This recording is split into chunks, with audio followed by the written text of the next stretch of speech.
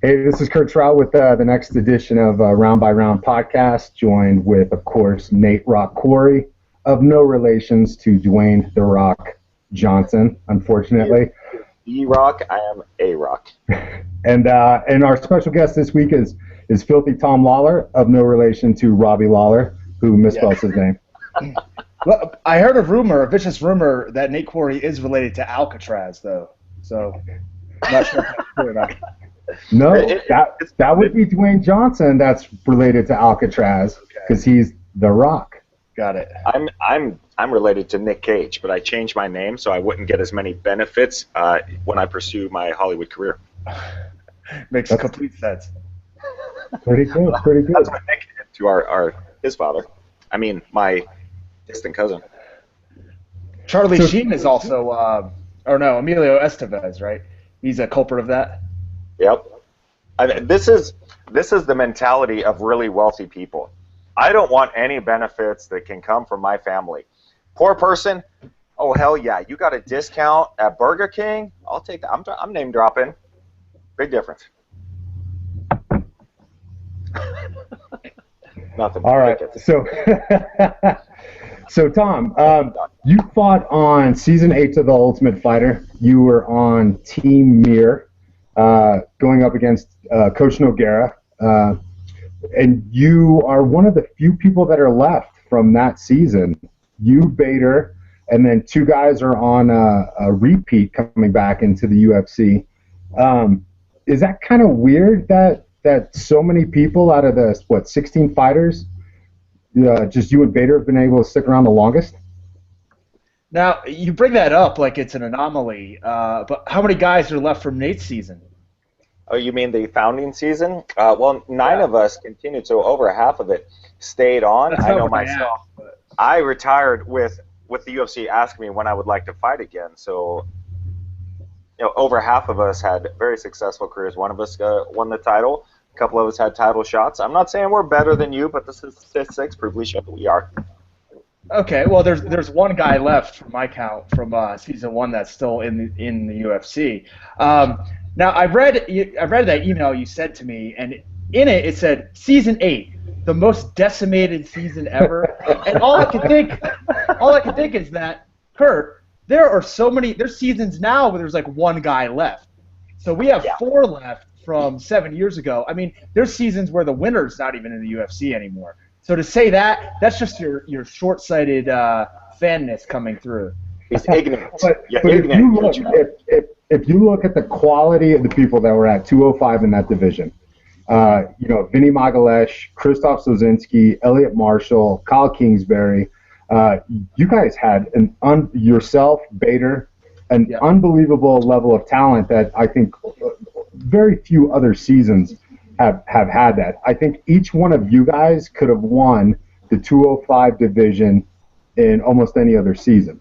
But yet, for some reason, most of those fighters are gone. Now, Krzysztof retired because of the brain injuries. Elliot Marshall was cut. Vinny Magalesh was cut, brought back, and then cut again. And then Kyle recently retired. Yeah, well, I mean, if you look at it, like Krzysztof and Elliot, they were a little bit older when they started, when we went on the show. And then you had a crew of, somewhat younger guys. Like Vinny either just turned 30 or 31, and so I think he was the youngest one from that season. So, he obviously still, unfortunately, hasn't been able to put it together like he has on the regional circuit in the UFC. But, I mean, that guy's a killer. He just doesn't win all of his UFC fights, unfortunately. And then, Bader and myself, we were mid-20s. Kyle, I think, was mid-20s as well when we were all on the show. So we had a few years to go to kind of catch up, till we hit our prime there. So I'm not surprised that, we only have 4 guys left, and I'm not also surprised that I'm one of them, because I'm the man. Well, actually, you are. You recently moved back to 205 from 185. Even at the 185 division, you saw a lot of success. You've got wins over, CB Dalloway, Jason McDonald, Patrick Cote, and then, the recent move up to 205 with John Valent. What made you decide to go back to 205? Kurt, when's the last time we saw each other? February? Yeah, I think so. February. What did I look like? How good did I look? How jacked was I then? Right? About 230. Yeah. So I wasn't 230, but yeah, I'm just getting too old, man. You know, cutting down to 185 is virtually. I find no pleasure in it whatsoever. I'd rather fight at 205, have fun for a couple months during training camp. I enjoy being in the gym and training, and when you have to keep your weight down, like below natural just to try to make weight for a fight coming up in a few months, it really takes the fun out of it. So it was a personal decision for me to just say, hey, screw it, I'm going to eat whatever I want.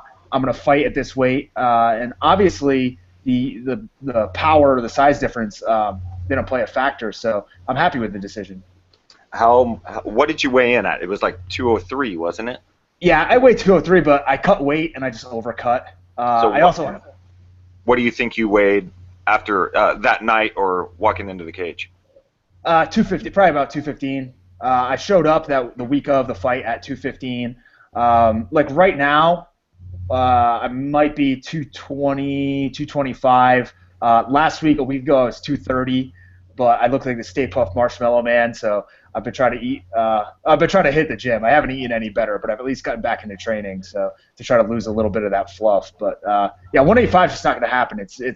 It's no fun, and I don't really think it's a huge benefit. If you take a look at the guys who are in the top 5 at 185, take a look at the guys who are the top 5 at 205. I would say that arguably the guys at 185 are tougher to fight. And once you go further down the rankings, the guys, there is a drop off.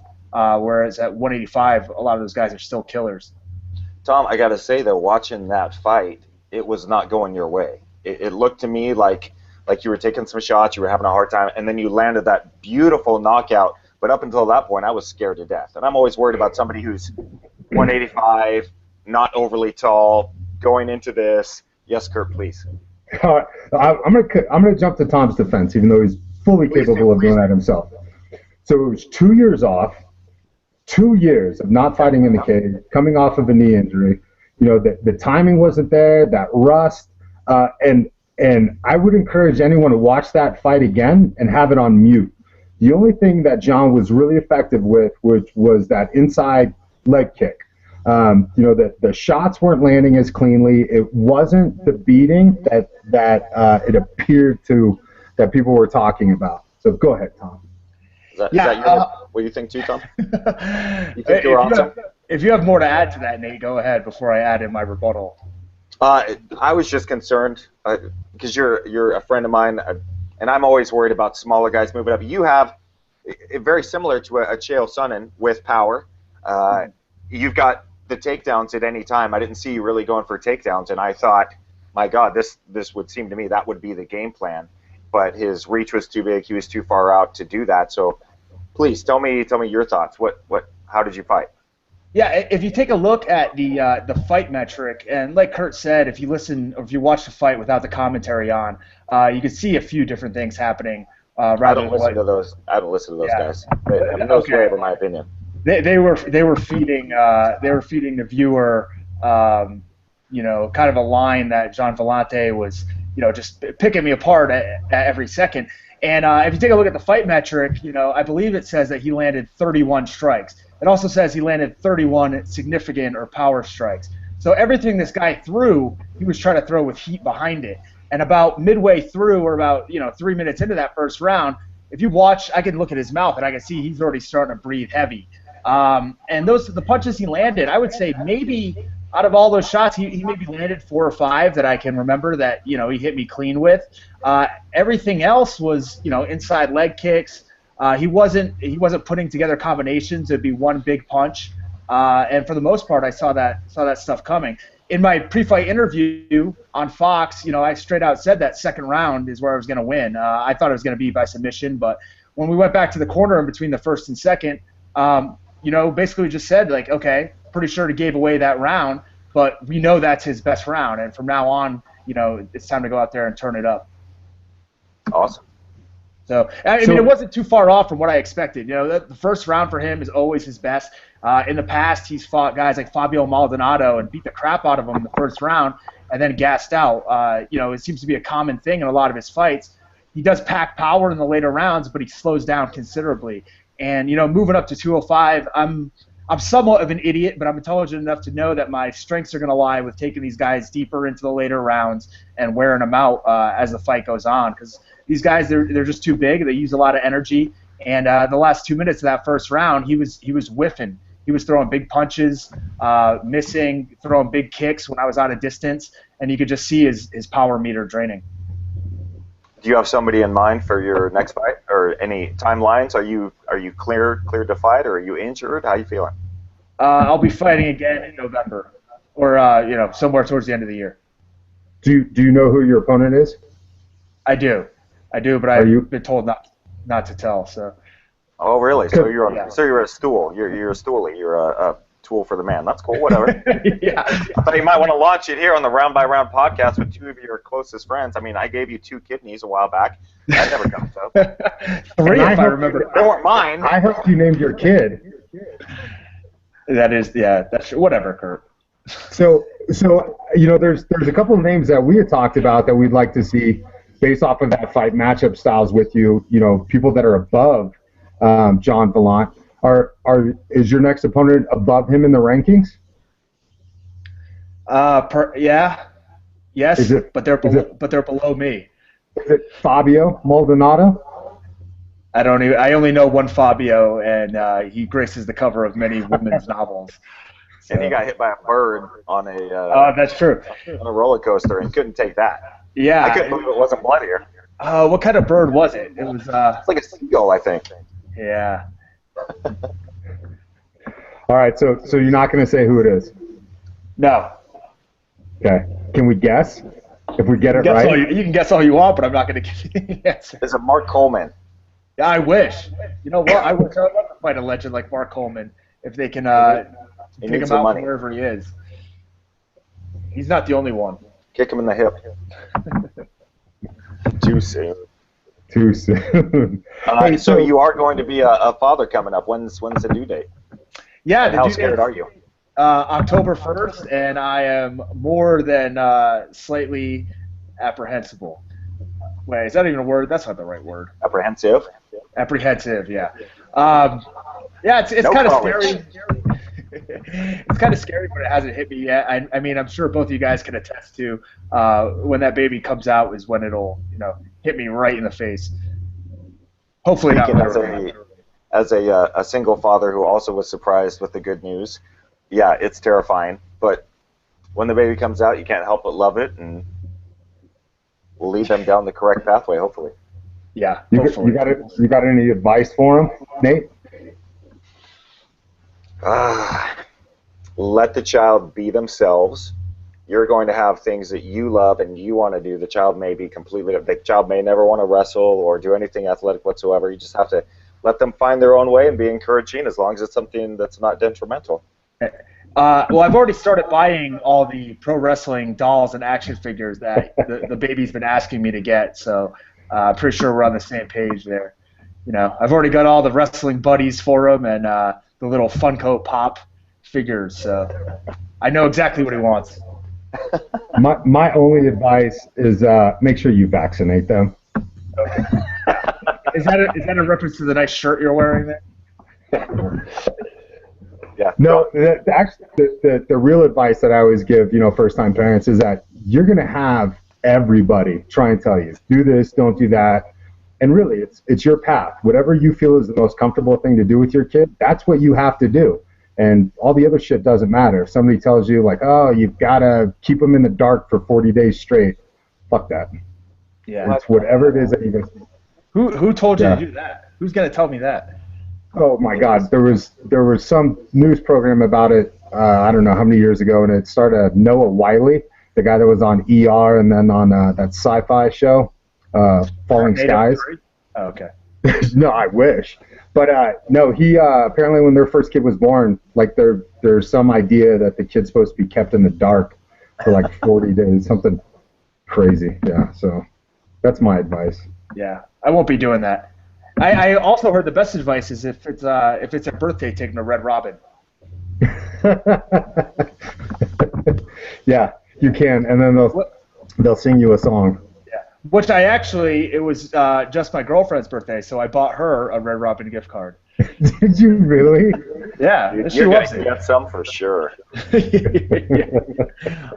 I'm definitely getting laid in behind the trailer out back after that dinner. Oh, absolutely. Honestly, I love to go to the hospital and hang out at the maternity wards because those ladies put out guaranteed score. I'm glad you said you were hanging out there for the ladies. So, Tom, 2 weeks ago, or 1 week ago now, you cornered 3 fighters on the World Series of Fighting card. Jorge Moreno, Corey Hendricks, and Donovan Freelo. Yeah. Another 2 of them won. But are you trying to transition now into coaching and cornering more than fighting? Are you looking for that next evolution? I wouldn't say I'm looking to, step away from fighting at this point. Obviously, it's still a decent moneymaker for me. But, obviously, you can only do this stuff for so long. So being able to be involved with the younger fighters kind of gives me something to do. It keeps me fresh, keeps me in the gym. Otherwise, without having, like a tangible goal right in front of you, it's kind of tough to find the motivation sometimes. But with having, a lot of the younger fighters in some big high-profile fights for them, it just keeps me fresh. It keeps me going, keeps me excited, keeps me motivated. And realistically, like when I go in there and I corner somebody, I get more nervous than I do if I'm fighting. And I'm sure you guys get nervous watching your friends fight, and it is nerve-wracking.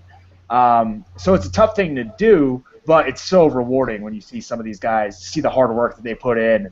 You can see them walk away with wins, or even in like Cody and Donovan won their fights by guillotine in the first round, which is great. But then we have a really tough fight for a really young kid named Jorge Moreno, and he's going against Khabib Nurmagomedov's brother, Abu Bakar, and that guy's arguably a world level grappler, and he had a really tough fight. But to see him never give up, take a little bit of a beating and stay in there, and be able to take him to a decision at such a young age against such a high level competitor on a big step up is rewarding in itself. That's huge. You always hear kind of the saying, you learn more from losses than you do from wins. And I agree with that 100%. Because when you're winning, you're not looking at your game. You're not trying to improve. The mistakes aren't glaring. But when you lose, you really have to sit down and look at that fight, analyze what you did right, what you did wrong, and really grow from there. Yeah.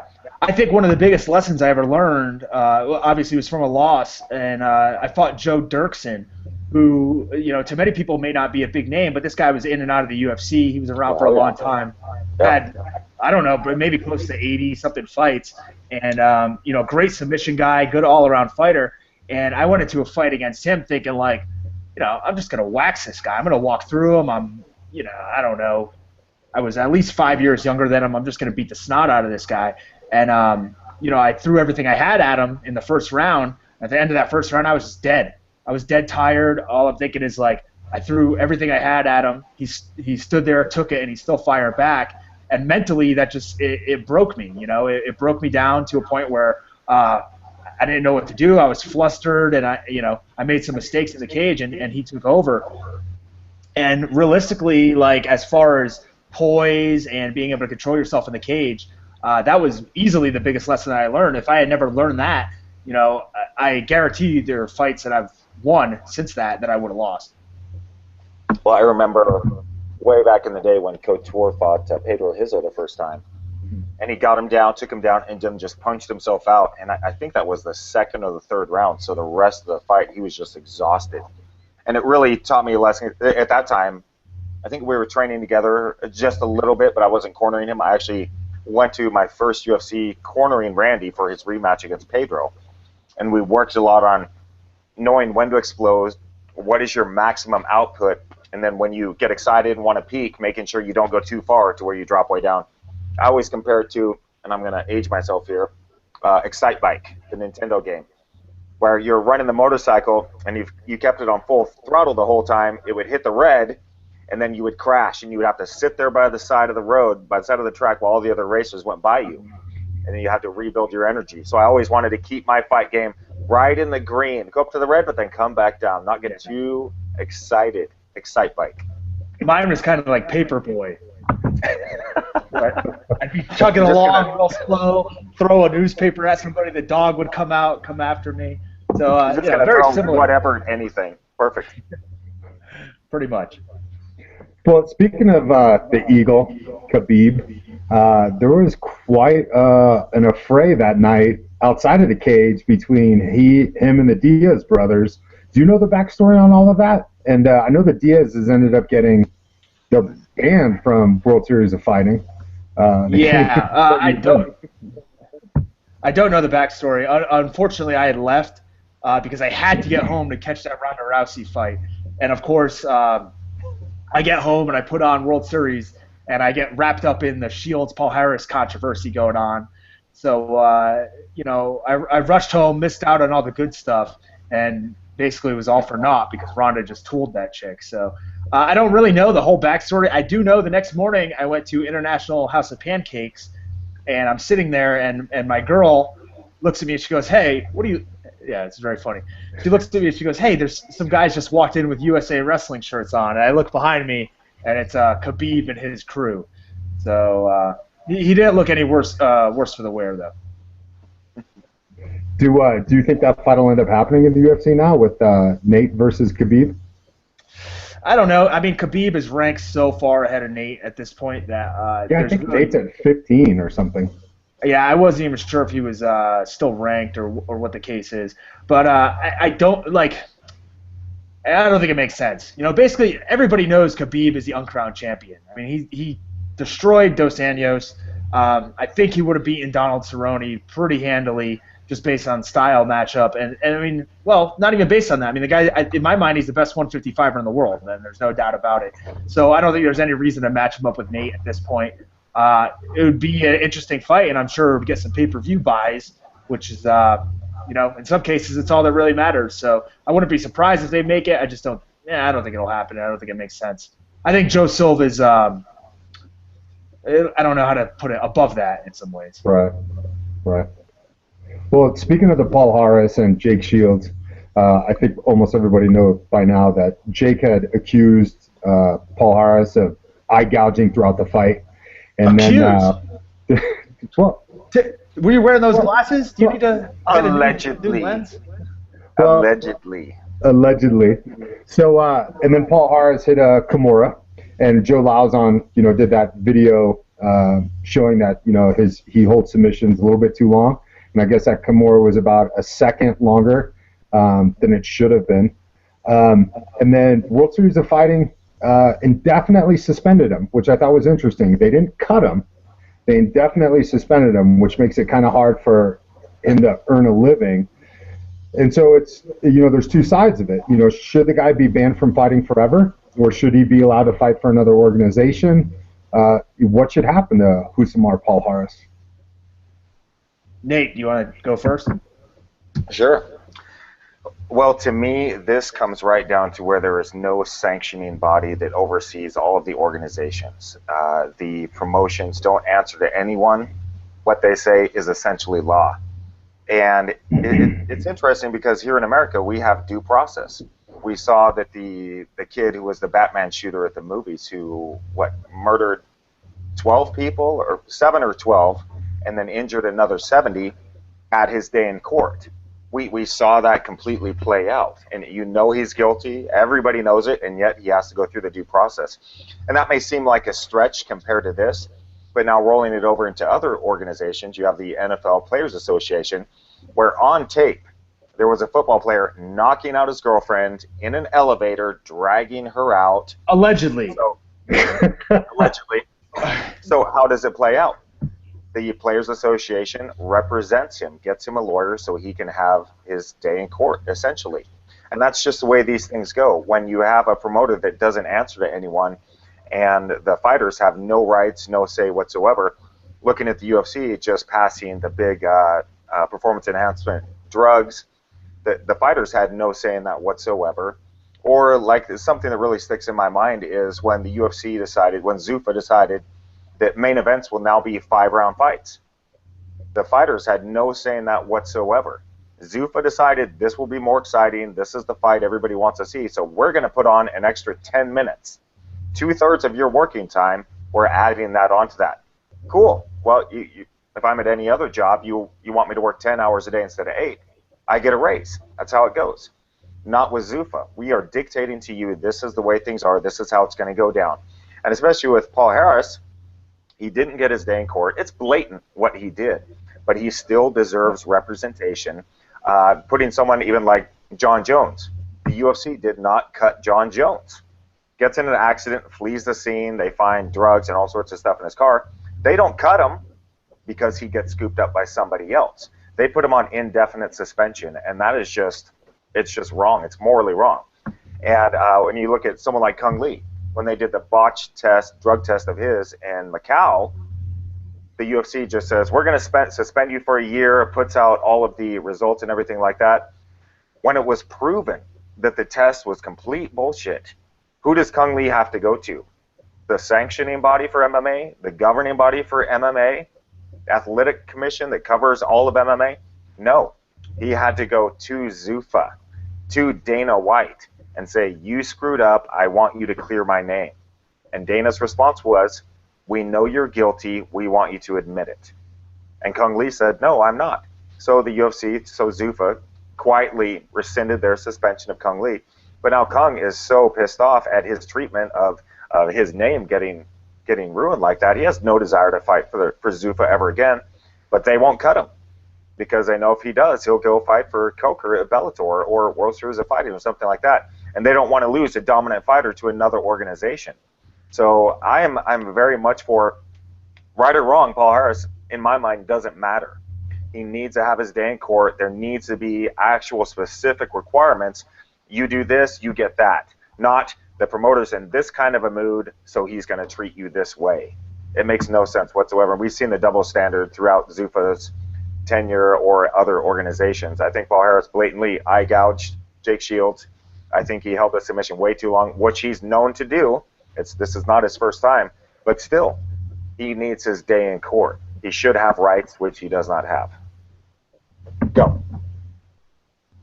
Yeah, I think it lies on the athletic commission, the Nevada Athletic Commission, to be the one handing down, any repercussions from this situation. Because, like you said, a World Series of Fighting, they suspend him indefinitely, and they take away his ability to make a living. Essentially, they can hold him under that contract for as long as they want if he never goes in front of the commission. There needs to be some sort of overall, omnipotent entity here that can oversee this stuff. It's not the promotions themselves doing it. It needs to be an outside governing body or something along those lines. Now, Nate, you did say that with the new drug testing that was put into place, the fighters had no say. And, to a certain degree, I guess that's true. However, we did have to sign, a provision in the contract. So, you did have the opportunity to say no to taking the drug test. I don't know what the repercussions were. And personally, I'm all for a more stringent drug testing, especially when it comes to PEDs. Well, let me clarify what I mean when I say the fighters had no say in this. I know what you meant. When you're handed a piece of paper and told, sign this, and you have the choice not to, like John Fitch signing away his rights, and then AKA gets cut from the UFC, fighters having their say in the new regulations would be meeting with them, getting their input, finding out where this is going. And that's every MLB, NBA, football, they all have their players association. The owners cannot get together. And the owners tried to do that. They tried to tack on 2 more games during every football season. And the players association said, wait a minute. I know that for you're selling it to the fans as 2 more games of your favorite sport. That's amazing. Let's go do this. These players are so greedy. They don't want to do that. First off, never believe a billionaire when he calls someone else greedy. Secondly, the average career length for a football player is 3.5 years. So they tack on 2 more games of the season. Their career gets shortened to under 3 years, so they don't get the benefits that they deserve. So there's a lot of things that sound great on paper, and I'm not overly familiar with the new drug regulations with the UFC. Yeah. I just don't like any time someone in authority comes down as a dictator and says, these are the new regulations, this is what you're going to follow. If you don't like it, we will make it very hard for you. Yeah. Well, I would say also one of the benefits of the drug testing policy, the way they've done it, is that it has been outsourced, from what I understand, to the USADA. So it's not the promotion itself. Obviously, there's some sort of dealing where they hired them to do it, or something along those lines. But the way it's been explained to me is that it's kind of a laissez-faire approach with handling the drug tests and all that. Now, obviously, I'm not on the inside. I don't know all the information that goes on, and I can only read the stuff and try to decipher it as best I can without being a lawyer. But it's a step in the right direction. I understand what you're saying about the fighters having no input, because there have been other instances like the Reebok thing, the drug testing. It's things that are being put in front of us, whether it's for our benefit as fighters or not. We haven't had any input into how it's being implemented. So, it's not an ideal situation. Oh, your last fight, what number fight was that for you in the UFC? This was number 10. So I was at 9, so I was right on the cusp. So this fight, I believe you're going to ask about the Reebok sponsorship money, if I'm correct, right? Don't tell me what I'm going to ask. So, well, it was a question. Reebok sponsorship money. Yeah. So you made, is it $5,000 at number 10? Yeah. I made $5,000 for this past fight because it was a fight. I had 9 fights. So going into the 10th fight, I made $5,000. Now, from now on, it'll be $10,000. So I'm happy about that. There are, it's a case-by-case thing with this Reebok deal, I think, in many instances, because I've had fights on Facebook. I've had, fights on undercards before and not made $5,000. I made $3,000 in the last fight before this one. But a lot of it's due to the format that the fight is on, or the medium that it's on. If it's on Fox, like my last fight was, I would have made more than $10,000. I would have made more than $5,000 in sponsorships if I based it off of the past. Now, with me being bumped up to the next tier, I'm more than happy with making $10,000 flat every fight. But, for some guys, like, look at it, if Fedor comes in, right? If Fedor signs with the UFC, he's going to make $2,500 in that sponsorship. Granted, I would bet money that he's going to have a separate deal, just with as Zuffa directs these sponsors to shell out higher money to the fighters that they want to promote, a McGregor, a Rousey, and Rousey had a Monster energy drink on her sleeve. It's the old double standard, and that's in direct violation of things like the Ali Act, where the promoter can have direct influence over how much a fighter is getting paid, whereas they should be completely independent. Obviously, they're going to want certain guys to do better, but a promoter's job is to be completely impartial to the fights, and that's a clear violation of that. Yeah, can you tell me more about the Ali Act? Because this is something that really intrigues me, and I've been talked to a little bit about it, but I'm not, obviously I think you have a better viewpoint and more information on it. If you could give me some, either you or Kurt. Yeah, you got it. The biggest, there's a few things here.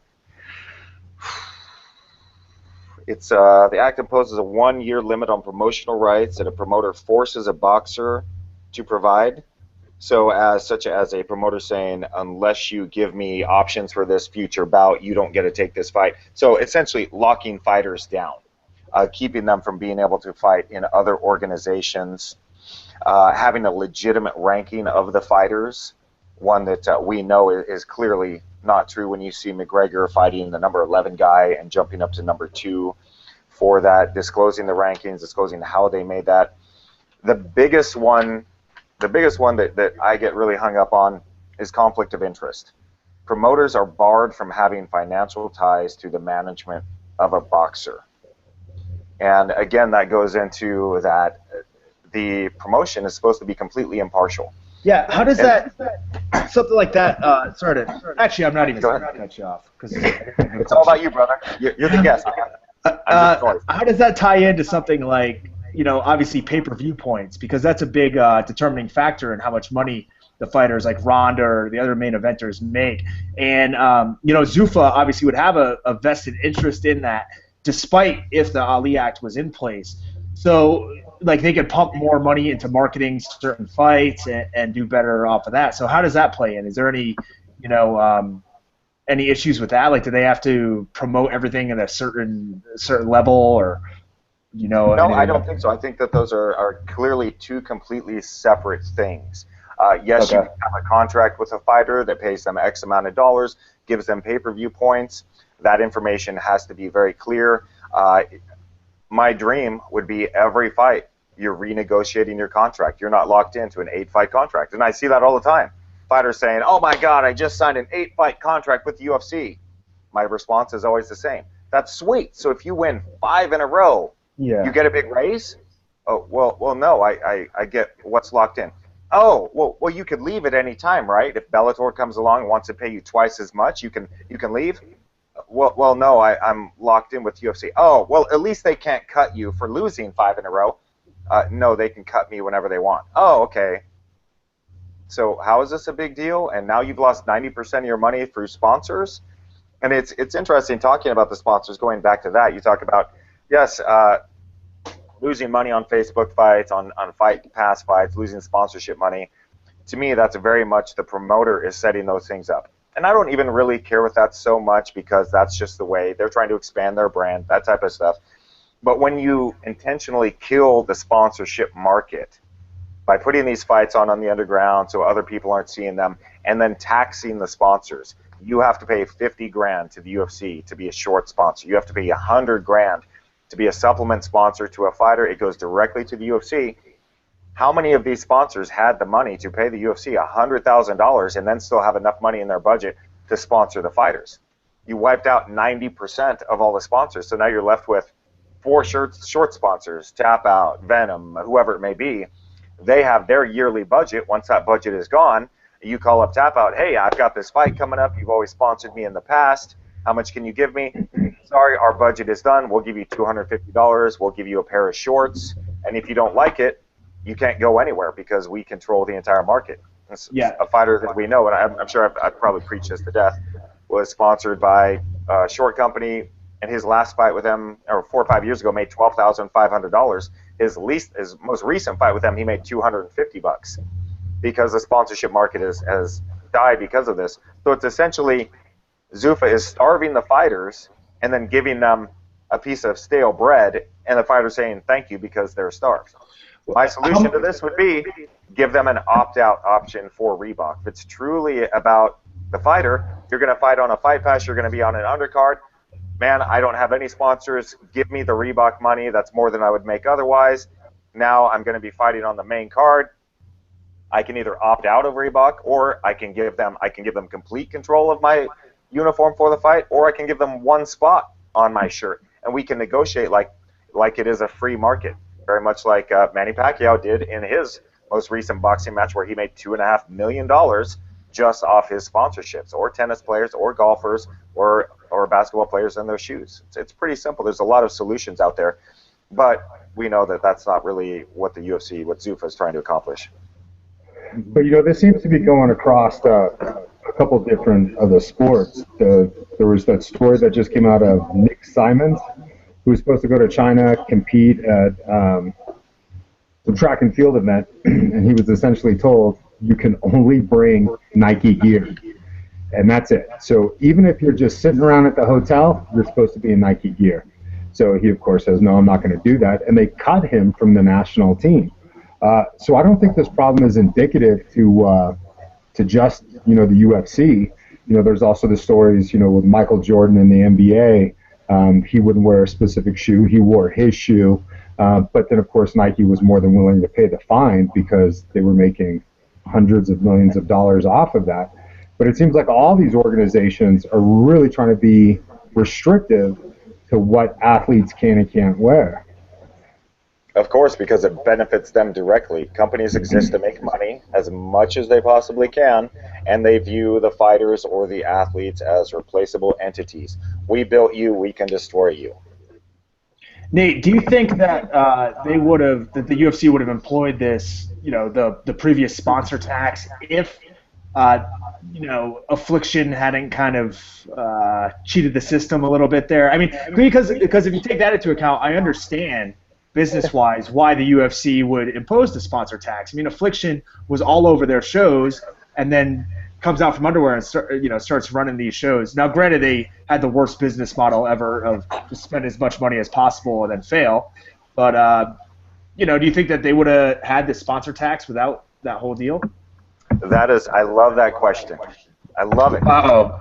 Because I was there at the UFC Expo, or whatever it's called, UFC, when they used to bring all the fighters together and have us sit there and be told how to handle our money and that kind of stuff. Were you there at the one when Dana told that story about Affliction and putting together the show? It was probably 8 years ago.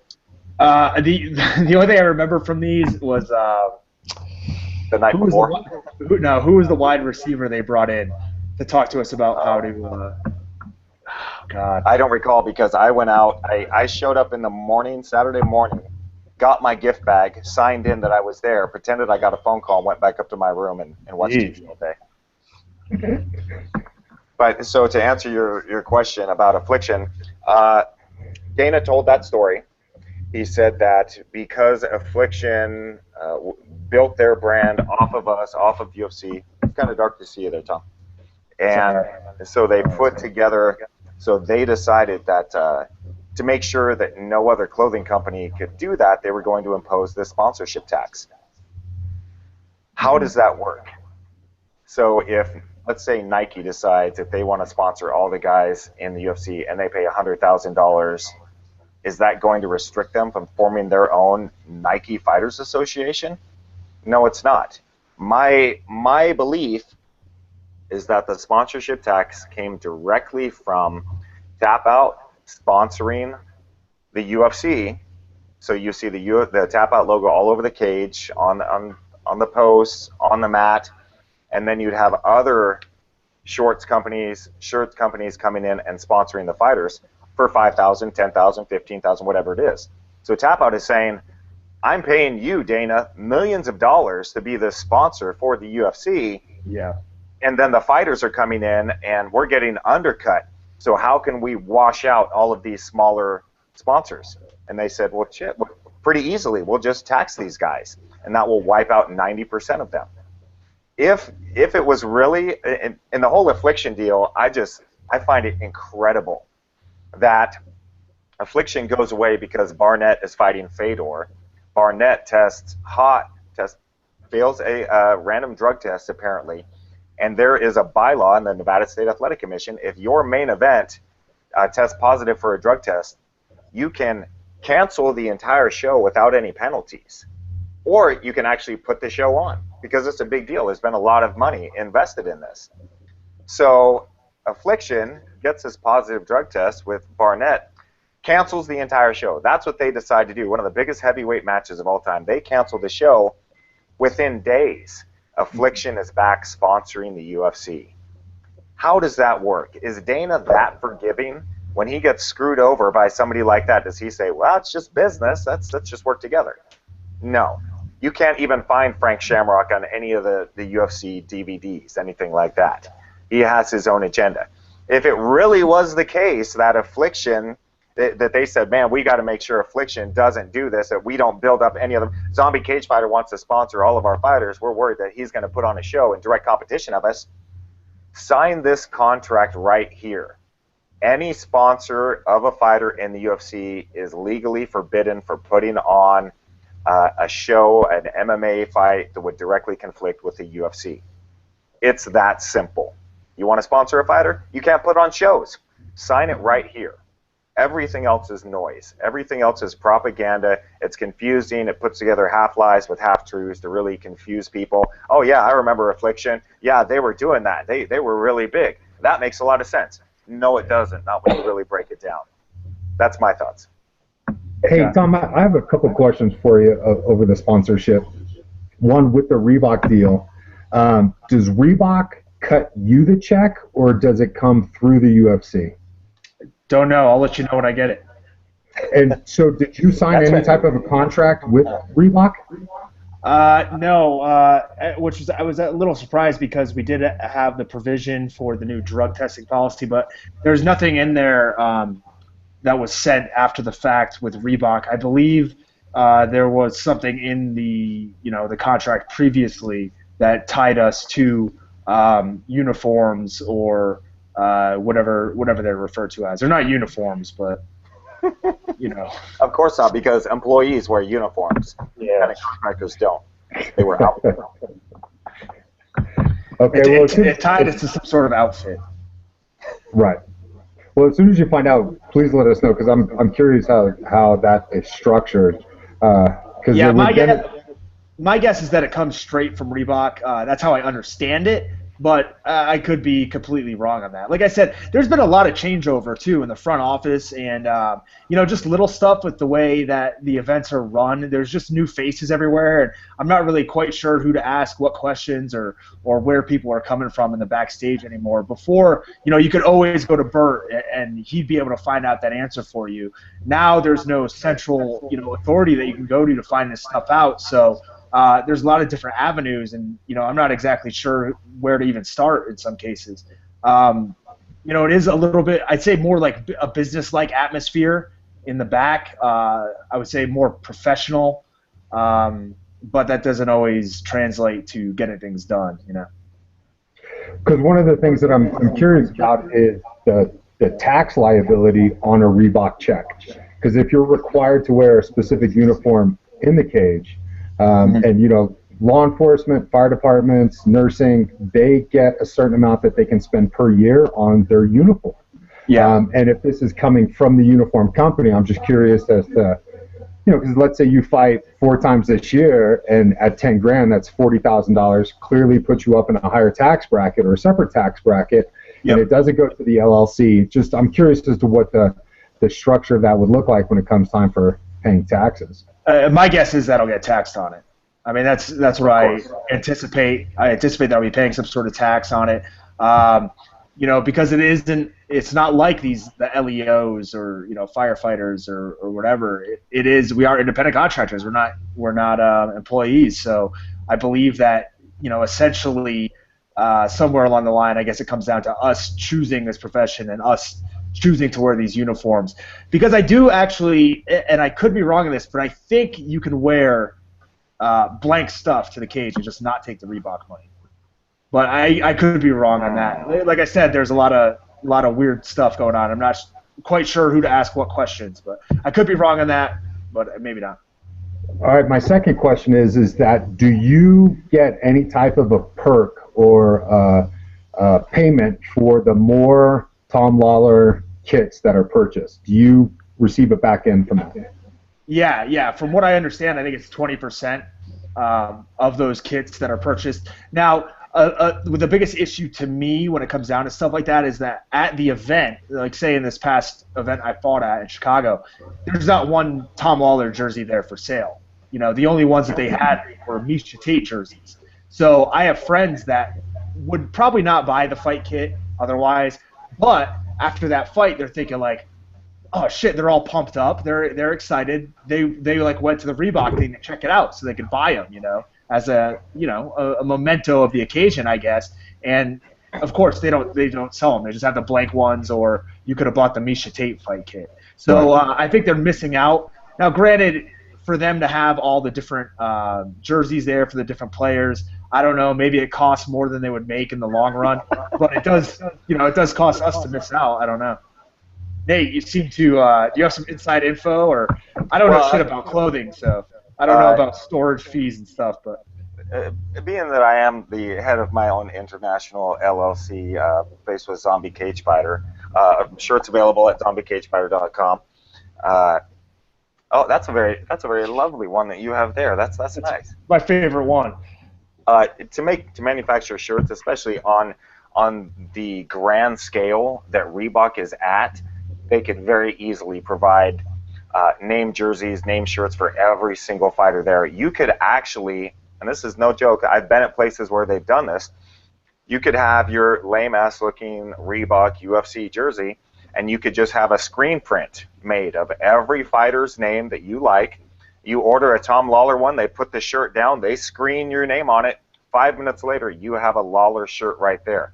Makes it very personal, very little cost for them whatsoever. You have the actual screens there, but it shows that they're really just trying to push their own agenda for who that they want to have their shirts out for. So, real quick, at the UFC Fan Expo a couple weeks ago, I happened to be there because it was part of the IBJJF Nationals Brazilian Jiu-Jitsu tournament, and so we got to be in there early before the fans get in because the tournament started at like 8. So I went to the Reebok booth and I said, I need a filthy Tom Lawlor jersey, and I am more than willing to spend my $95 on it. And the guy said, well, hey, that's great, but unfortunately we don't have any Lawlor ones here, but what you can do is buy a blank jersey and come back in 2 hours. So it isn't even like the 5-minute turnaround time, because if it would have been 5 minutes, I might not have bought it because it wasn't specific to Tom, but the 2 hours, there was just no way was I going to come back there, and hopefully they did it right. But yeah, my option was buying a blank and having it put on there and waiting a long period of time. So Tom, I did try to buy your jersey, your kit. Thank you. Yes, my kit.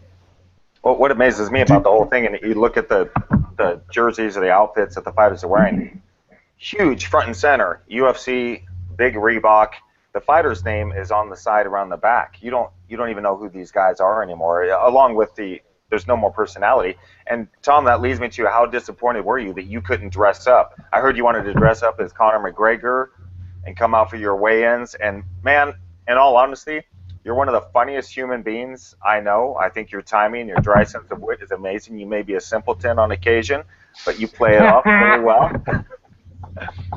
So I think, and especially, I remember, the guy's name's escaping me right now, but there was a fighter who used to fight in pink shorts. And I remember that. Rich Franklin? Javier Vasquez. Javier Vasquez. Rich was pink and brown. Javier, which I'm friends with, he's on the lawsuit with us, so I hope he doesn't see this, and lots of brain trauma.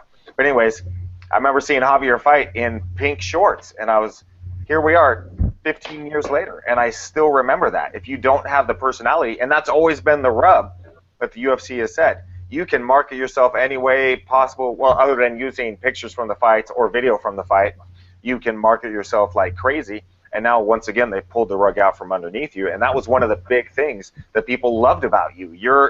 Your comedy, your attitude, your outfits, and then fighting like a savage. Now it's just gone. What's your thoughts on not being able to dress up anymore? Yeah, I got into it. It was probably, I would say, a 20-minute, I wouldn't use the word argument, but a heated discussion with the Reebok brass the week of the fight. When I walked in, they made the cardinal mistake of asking, well, do you have any questions? Oh, I got a bunch. Thank you for asking. So I immediately asked if I could wear the Conor McGregor. I said, hey, okay, do I have to wear something out of this bag that you're giving me, or can I wear somebody else's stuff? And what do you mean, can you wear somebody else's stuff, like out of their bag? I said, no. I want to wear Conor McGregor stuff. I'll even buy it on my own. I'll purchase it right now. And one of the people that was in charge, said to me, like, why would you ever want to do that? Why would anyone want to do that? Because he makes a lot more money than you. Yeah. Don't you want your fans and family to buy the fight kit? And right there, I was like, oh shit. It was just disappointing to me to hear like the disconnect between what I viewed, what the fans want, and what's being given to them. And I guess not that Reebok would have to know everybody under the sun that's under the UFC banner, because there are 500, 600 fighters, and a lot of them are just kind of nameless because they don't do any self-promotion. But I was a little bit insulted that this woman or man or whoever it was hadn't done their due diligence and hadn't done any research. Because there's like one thing I'm known for, and it's that stuff. So the fact that they didn't really understand the fighters on the card, and then they told, I don't know, it was just a 20-minute argument, and then they didn't like the questions I was asking, I didn't like the answers they were giving, and the subsequent questions that they were asking. And, you know, basically it just made me realize that it's not my UFC, you know. It's somebody else's. And if you're not going to, you know, you're not going to play by those rules, then you got pretty much no place there. Well, we all thought it was brilliant that you wore every single thing that they gave you to the weigh-in. You know, we understood the brilliance of that, and that was your way of, you know, still being Tom. My recommendation is that since you can no longer wear whatever, I think you need to mimic people's weigh-ins. I think you need to stand there like Ronda Rousey, arm behind the back, you know, looking sultry. That should be your thing. You become Ronda Rousey on the scale. Can you get a Reebok bra? No, I can't because they didn't put it in my bag. I was told you have to wear something. You have to wear what's in this bag. That's what I was told. I wore what was in the bag. Has there been any penalties discussed, or we're not going to pay you if you don't do this, or we're going to fine you? Because the UFC, because you have no representation with your contract, there's no association or sanctioning body you can answer to, they could just blatantly say, you didn't do what we told you to do, we're cutting your pay by 50%, or you don't get your win bonus. Yeah, there's some sort of provision. I don't think they can do anything with the win bonus. I think there's some sort of provisions with the Reebok pay itself. Like if you don't wear their stuff, then you're not going to get paid, basically. Which means you're not a team player, and you're going to catch the repercussions from Zuffa. I mean, nobody said that, but the way it's written is I think you can get out of it. Just you're not going to make any money, and you're going to look like an asshole. So, yeah. But I could be wrong. I could go back and read all the information they gave us on it, but I would really prefer not to. Send it to me. I won't tell anybody you sent it to me. I'm sure it's out there. It's not anything like that. The email made its way to the internet before. I think it was on the internet before I even got it. The anti-union one. So that's true. Yeah. So for those that don't know, the UFC's let me try and find it. Their lawyer sent out an email discussing, you know, the culinary union is attempting to get involved, and it came from Kirk Hendricks, one of the attorneys. And just to give a quick background, so the Zuffa is owned by the Fertittas, and the Fertittas also inherited Palace Station casinos from their father. Palace Station casinos are one of the few places in Las Vegas that don't allow unions or union. Let me just interject. They own the Station casinos and the Ranch casinos. Palace Station is one of the Station casinos, so they own the Station casinos, they own the Ranch casinos, and they own Red Rock. So their worth is in the billions, the Fertitta brothers. Right. Palace So Station, in any case, Santa Fe Station, Texas Station, Red Rock, Green Valley Ranch. And they own all of the land. My understanding is they own all of the land behind MGM Grand to build a super casino behind there. So the culinary union has been at war with the Fertittas for the last, 12, 15 years? Anybody know how long? It would be, my guess is it would be 12 years tops, because I don't think commissions were even, necessarily all in the running back then, So it would probably be something that came up when it became apparent that New York and these other states were trying to take MMA into the fold. So the culinary union has been attempting and successfully attempting or blocking the UFC and MMA in general from operating in New York State. And everybody seems to be under the impression that if the Fertittas allowed the union workers to be employed by them, that problem would go away. But of course, the Fertittas are unrelenting. They're not going to bow to the culinary union. So the culinary union came out and said that they are going to look to support a UFC fighters union, which is interesting because they specifically said the UFC, not MMA, not Bellator, not World Series of Fighting, just strictly the UFC.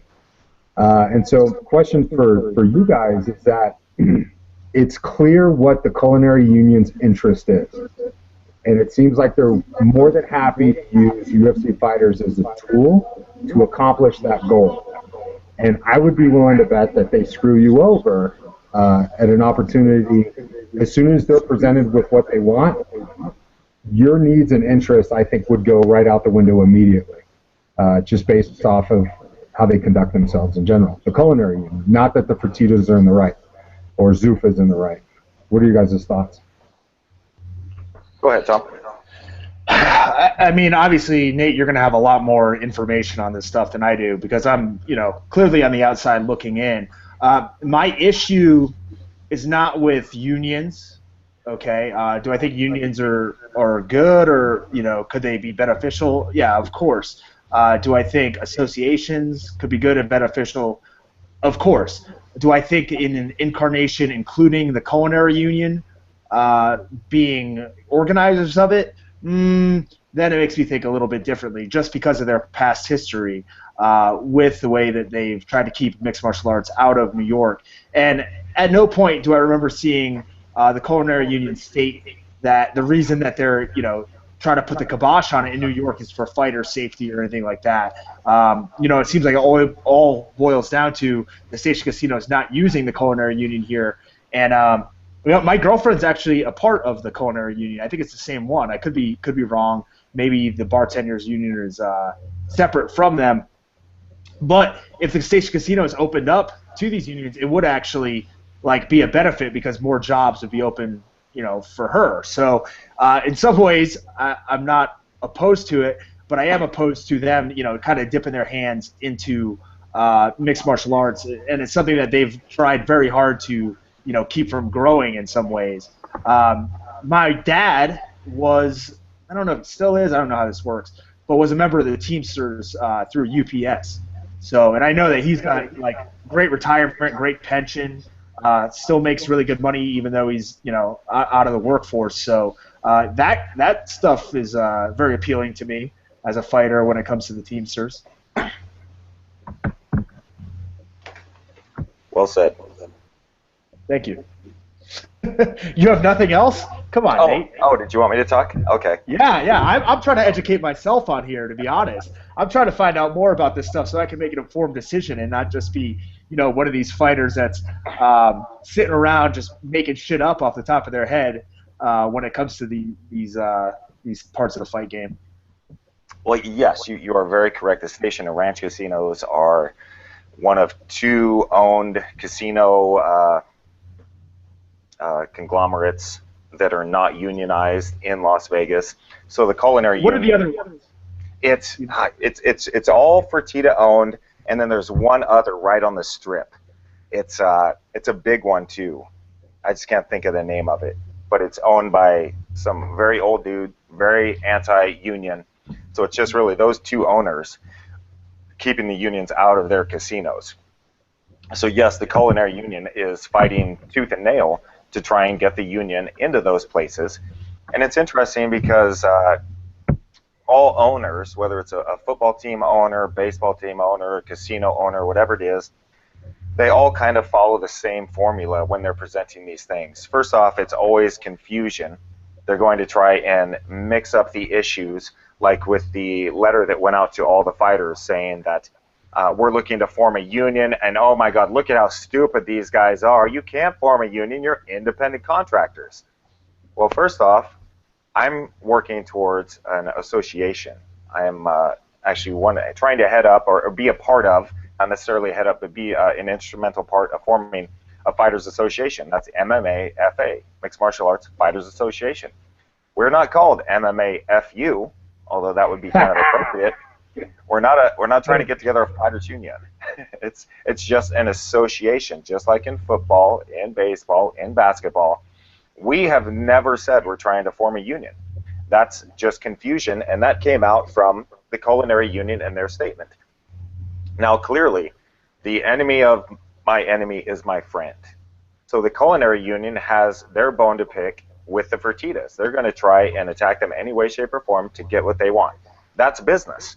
Just like the Fertittas, I assume, and Zuffa are, I don't want to say buying off politicians, but perhaps donating to politicians to perhaps get MMA legalized in their state or pass certain things, or perhaps getting Nevada to legalize MMA with the final vote coming in from Mark Ratner, and now Mark Ratner works for the UFC. I'm not saying that there's any conflict of interest there, but you can connect the dots yourself. So that being said, as trying to represent a fighters association, we also have our goals regarding the UFC. And at some point, our goals are in alignment. However, the fighters, the culinary union, their goal is to unionize those casinos. That's not our goal, but we're working together to hopefully open this thing up so changes can be made. At some point, yes, we are not going to be in alignment. If we were able to achieve a fighters association, we have really no concern with the culinary union whatsoever. They can do their own thing. And same thing with them. If we're doing something that doesn't go along with what their goal is, so be it. It's like if Kurt was living in between the two of us and his stereo was really loud all the time, and Tom, you and I didn't necessarily like each other, but we had a goal to get Kurt to shut down his stereo. We're going to work together to get that stereo turned down. Once it's turned down, we go our own way. Nate, wouldn't you just walk into his house, no matter what time it is, and rummage through his stuff and turn the stereo off? I probably would, but I'd have to do it just wearing shorts because he's like wrestling all the time wearing his pajamas, and I don't want him to grab a hold of me and wrap me up in some kind of crazy pajama type hold. I'm a fighter. I'm not a wrestler type pajama wearing guy. I think that's so awesome that you talked about pajamas, because holy shit, that is brand new. That's as new as your jean shorts that you probably have on right now. No statement. No comment. And then, of course, are you bothered? Are you bothered with the culinary union coming out and saying like that they're looking to unionize UFC fighters, since that's not the goal of anyone that you're working with right now? Well, it's very much they're actually helping to add to the confusion of what we're trying to accomplish. We were not ready to make that announcement. We went down to San Diego for the ABC Boxing Commission big meeting, and we just announced we're going to be the Fighters Association that's going to be pushing to get MMA covered under the Ali Act. That was our big announcement. That's what we did. And then the culinary union coming out and talking about, oh, we're looking to set up a union, we're teaming up with the Teamsters. That was not from us whatsoever. You can see that as we're pushing towards a Fighters Association and giving fighters rights, now guys are starting to smell blood in the water. Once we had filed our lawsuit against Zuffa, well then magically there was a bunch of other people that came in and followed suit and filed their own lawsuits. And I'm seeing now former managers, former promoters who are more than happy, and I've actually heard this from one former fighter who was very popular, very, very successful. Once you guys go ahead and get this MMAFA up and running, give me a call. I'll be more than happy to run it for you. So they smell the blood in the water. They want to break off their own piece without doing their due diligence, just jumping in. And we are the ones that are actually fighting for this. So regarding, like, say, the lawsuit, I didn't go into the lawsuit to make any money. It's very clear, to me especially, I may not make a dime for all my efforts and testifying, going to the cases. But that's not my goal in the first place. My goal is to change the world as far as the treatment of MMA fighters goes, so that these guys who have such a short career and put so much work into it can have some benefits, can have a future, can put their kids through college. They're not worrying about food money. And this process has gone through with football, baseball, basketball. I keep bringing that up over and over again because you hear the same thing every time. And what did I say earlier? Never trust a billionaire when he tells you somebody else is greedy. These are billionaires with a B who are stating over and over again, look at how greedy these guys are. They're so selfish. They want so much from us. They're making way more money than you, and you would do this for free. They're living your dream. And then he gets into his Phantom and drives off. Who's the greedy one here? The guy that started wrestling at 4 years old, wrestled through grade school, middle school, high school, wrestled in college for free, makes it up to the UFC and is fighting for a few $1,000s here and there, trying to put food on the table while he's following his dream in a very successful business. Is he the greedy one, or is the greedy one the billionaire who's saying, I'm not going to give you a living wage? That's just unbelievable to me. And that's the separation that they go through to try and break us down, so that they really demonize the fighters. And I've heard this many times, that the guys in the lawsuit We're just bitter. We're just angry. We're failures that couldn't make it, and now we're trying to get something we didn't earn. No, that's not really the case. Vanderlei Silva, Kung Lee, John Fitch, those guys aren't failures. I don't consider myself a failure as far as I was able to go. Of course, I would have wanted to go further, but this is my pathway. I'm trying to change the scene for future fighters and current fighters so they can get a legitimate piece of the income that they're bringing in and also get treated with respect. It's that simple. End of rant. I think I should just record that and say it every week. That should be the opener. Well, let's move back into some of the fights that have happened over the last couple of weeks, because there's been some pretty interesting matchups, and then also some interesting, very non-interesting matchups, and I'll explain that a little bit more here in a minute. But so the big fight, not from this last Saturday, but a week ago, was obviously Ronda Rousey and Bethe Correia, and Ronda, put her away in the first round very, very easily. With striking, but her striking looked terrible. It looked absolutely terrible. Is it possible, if she fights that passionate, continues to fight that passionate with so much hatred, that she won't be dominant? She'll start to lose because sooner or later somebody's going to catch her? I mean, who's going to catch her at this point? The division is so thin at the top that, I don't necessarily even see who can beat her. Miesha Tate is a clear number 2, and at no point do I buy that she could beat Ronda Rousey. So. No, I agree. I don't think that she would be able to beat her, generally speaking. But when Ronda was throwing such sloppy punches, almost looked like a heavyweight. If somebody has a little bit better striking, not better than Ronda, but better than Bethe Correia, like let's say Amanda Nunes, where if she's able to stay calm, Ronda's hands were down. It was clear she could have got hit on the button and dropped. It didn't happen, but it was clear that it could have because of that fight style. Yeah, but it's easy to look from the outside in and make these determinations because we're not in there. We have no clue what Ronda felt or saw from Bethe. Bethe actually, despite the fact the fight was only 30 seconds long, she did do the right thing, and she was circling and trying to stay away at first, and then Ronda kind of like bull rushed her and tripped her down and then laid it on. I don't remember Bethe throwing too many strikes back when they were up against the cage, so maybe it was an instance where, maybe Ronda just felt like she could let everything fly right there and not keep her defense up, but. Yeah, obviously, you can get yourself into some real trouble there. Even my fight with Jean Vellante is a perfect example. You start throwing punches and leave your chin out, and somebody could put you down real easy. Well, I don't think it's going to happen with her, though. I think, too, what we're looking at here, if you look at by the numbers, knockouts get fewer and fewer the lighter you go. The punching power just isn't there. And then you combine the fact that they're females who just do not have the same punching power as a man of the same size. You're going to see even fewer knockouts. I've been pleasantly surprised to see more knockouts from the women as their training progresses, because just a few years ago, these women were training as a hobby. There was zero chance whatsoever they'd ever have a career, they'd be able to feed their families. Now all of a sudden they get thrown into this arena against a shark. And Ronda Rousey, in my mind, is a perfect combination of Mike Tyson and Royce Gracie. She has the devastating, powerful technique of a Mike Tyson and the opponents of Royce Gracie in the first UFC.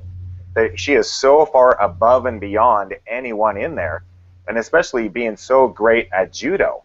I wish so much that I had any type of a wrestling or takedown background at all, because you can pretty much dictate wherever the fight goes. I remember training with Matt Lindland. Whenever he was not comfortable standing, he would just shoot a takedown. Silver medalist in Greco-Roman in the Olympics. I was nowhere near that, obviously. So you have Ronda there fighting against women who've only been training for a few years. She's been training her entire life, and she can dictate where the fight goes at any time. So maybe she does get hit a couple times. Are they going to be knockout shots before she can clinch, hip toss, put them on their back and armbar? Probably not. I would like to let's just freeze her for 5 or 10 years, let the rest of the division catch up to her. Because Miesha Tate, as a third fight, are you kidding me? She lost in the first round, she lost in the second. Need somebody else. So I absolutely agree that Ronda is a mile ahead of everyone else in that division. But her quality of opponents are probably better than a lot of the other divisions in general. Sarah McMahon is a silver medalist in wrestling. Are you talking about women? Are you talking about women or men? So I'm saying that her quality of opponents aren't as terrible as you're saying. You said that her opponents just started doing this, but a lot of them have been doing some type of physical activity for a very long time. And I don't mean physical activity in rock climbing. Sarah McMahon wrestled for a very long time. Misha Tate has been wrestling since high school, and she was on the high school wrestling team. A lot of these people are not just this come along and, oh, I think I'll do this now.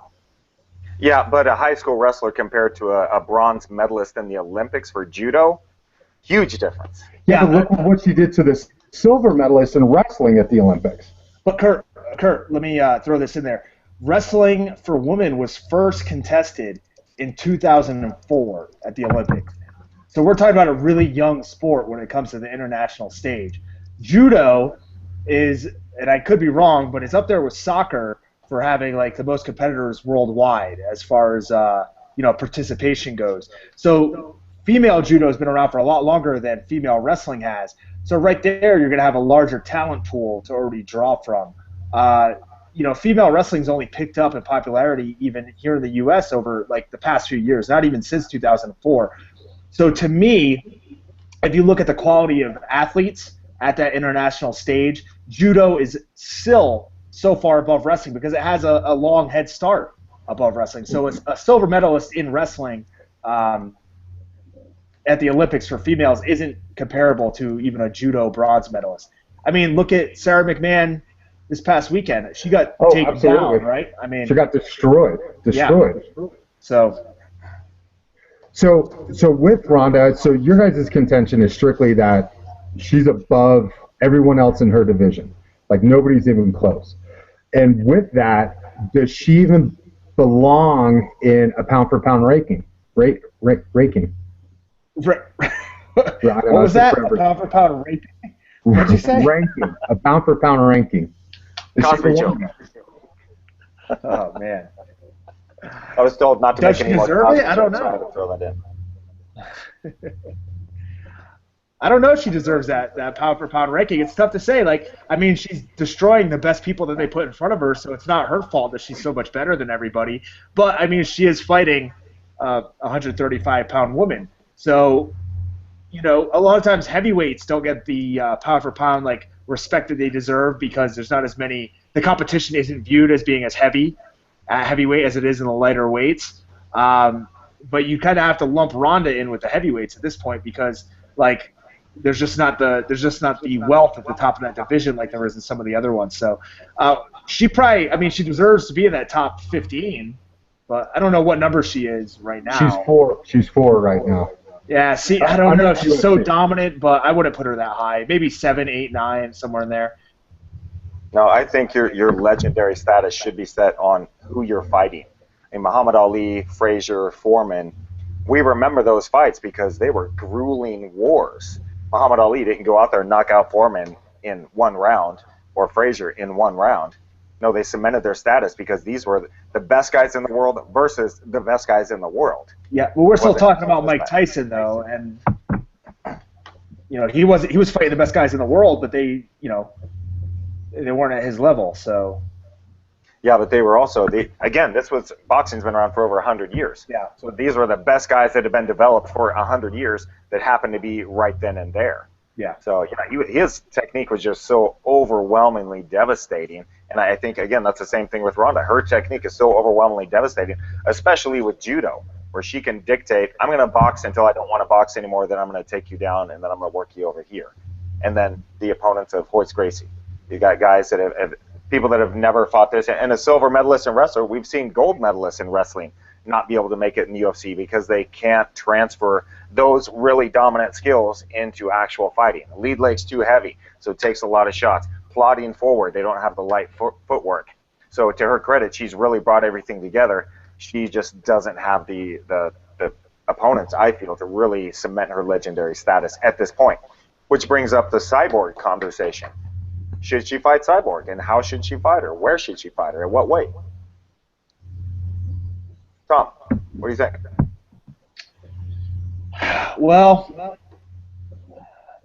I mean, everybody. The big thing is like everybody says Cyborg's got to make 135, and then you have people saying, "Well, why doesn't Ronda move up?" Now, the issue is that Cyborg has, if she'd never been caught with PEDs, then I don't think that Ronda would have a leg to stand on when it comes to not fighting her at even a catchweight. But the fact that Cyborg did get busted kind of gives Ronda an out in a lot of ways, and it's one that I probably would take too if I were in her shoes. There's no reason for her to move up at this point because she's who the division is built around. It's more beneficial for Cyborg to fight Ronda than it is for Ronda to fight Cyborg. So if you look at it from that standpoint, I think Ronda's doing the right thing. And as a viewer, this show, when this fight finally happens, is going to do a lot more business than it would have a few years ago if they would have just had him fight right off the bat. So all this drama surrounding it is probably good for the fight in the long run. And this is one where, Ronda's not going to be heads and shoulders above her competition, I don't think. At least not, when it comes to a physical standpoint, which is where she holds the edge against virtually all the women that she's fought. So that'll be taken out, and then we'll see if it really is her devastating technique that's leading her into these wins, or if she's just physically an animal compared to the rest of the women in the division. The only thing that I'm really worried about when it comes to a Cyborg-Rousey matchup is that Cyborg only has to make 135 once before the UFC will sign that contract. So it's possible for Cyborg to cut down to 135, fight an absolute tomato can, and even though she'll be depleted, she gets the contract with Rousey, steps on the scale, I'm 142, or I'm 141, or I'm 140. Now, if they're at the weigh-ins, you guys have spent time around Ronda. What is the likelihood that she'd say, like, you didn't make weight, I'm not doing this? Or the UFC, pushing her, like, if you don't fight Cyborg now, we're losing 1 million pay-per-view buys, because that would be a huge pay-per-view card. And so it's quite possible Cyborg, who is a cheater because she took steroids, it's quite possible she cheats again, makes weight 135 once, and then deliberately only has to go down to 141, 140 in order to fight Rousey. Yeah, that's a good point. She definitely could do that. There'd be penalties in the purse, things like that, for it. I was talking to somebody definitely smarter than me in the ways of the business side of MMA. I won't mention his name because I didn't get permission to do so, to speak about what he told me.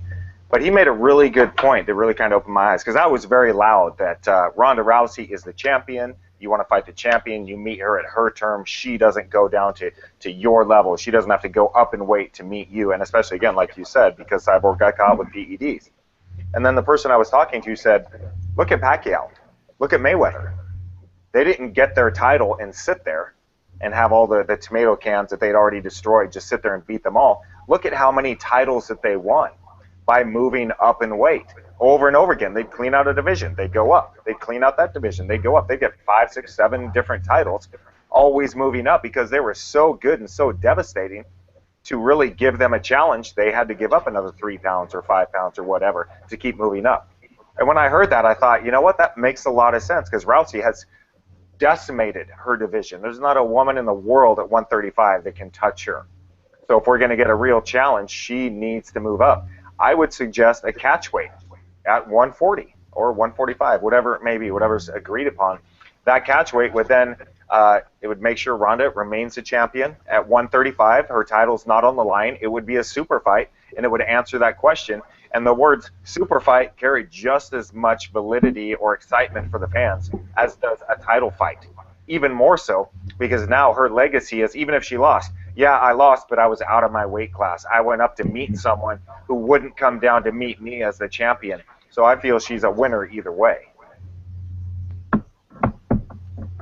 Word. Next. Too much downtime, Kurt. Start talking. I said my piece why I don't think Ronda should do it. What do you say, Thomas? Well, there's no division at 145. It doesn't even exist in the UFC. So that's another reason why I think Cyborg should, be the one to come down. Basically, to me, Ronda is going to keep making a bunch of money. She's going to make a ton of money fighting whoever they put in front of her. Cyborg's not. So for me, the impetus lies on Cyborg to step down. This is a bigger fight for her than it is for Ronda. So I think that's what it boils down to. So that brings up an interesting question too when it comes to like sanctioning body. If the UFC doesn't even provide for a heavier weight division, could that fight even be sanctioned since the UFC doesn't have anything above 135 for women? Yeah, absolutely. I don't think that plays any factor at all. I think, obviously it's a weight class that's used, just not in the UFC, so I don't think there's any issue. Bellator just started opening up and having 115-pound men's fights, which I do argue that those people should probably be on horses in a different sport. But hey, whatever. And I don't think there were any, there was no backlash as far as that goes. You can open up a new division and do whatever you want. I don't think the commission cares. As long, commission's making money off this too, so it behooves them to have the fight at whatever weight class. A lot of people forget about that the commission gets paid fees based on the event. So for them, it makes sense. That's why, in the past with that whole John Jones situation where he had the cocaine test, people are like, oh, why didn't the commission, if they knew, why didn't the commission come out and stop the fight? And it's like, because they're making a ton of money off of it too, you morons. Like, Yeah, and that goes back to what I said before. A main event fight, if one of the fighters or both fighters test positive, they still have the option of putting on the fight because it would cost the promoter millions of dollars, the city would lose millions of dollars. Yeah. And Kurt, to go back to your question, I believe, about whether, at the weigh-ins, what if Cyborg comes in way over? Well, at that point, you're already probably going to be looking at missing out on a few $1 million in pay-per-view revenue if you don't take that fight right there. Say Ronda decides like, I'm not going to fight her because she was 5 pounds over. Well, Ronda's going to be missing out on millions and millions of dollars. So I think that right there is probably incentive enough in most cases just to take the fight and take part of Cyborg's purse too. Oh, I agree. I think that there would be a lot of pressure on her, though, to do it, and it might not necessarily come from her own fruition of, like, I want to do this regardless of what Cyborg weighs, but I think that there would be just a lot of pressure, which I think would be unfair for Ronda. I think Ronda has a right to say, you have to be at 135 or I'm not fighting you. I don't care what you weigh Saturday, but Friday at 2 p.m., you better be 135. If not, fuck off. But I think she would get a lot of shit from the press over that.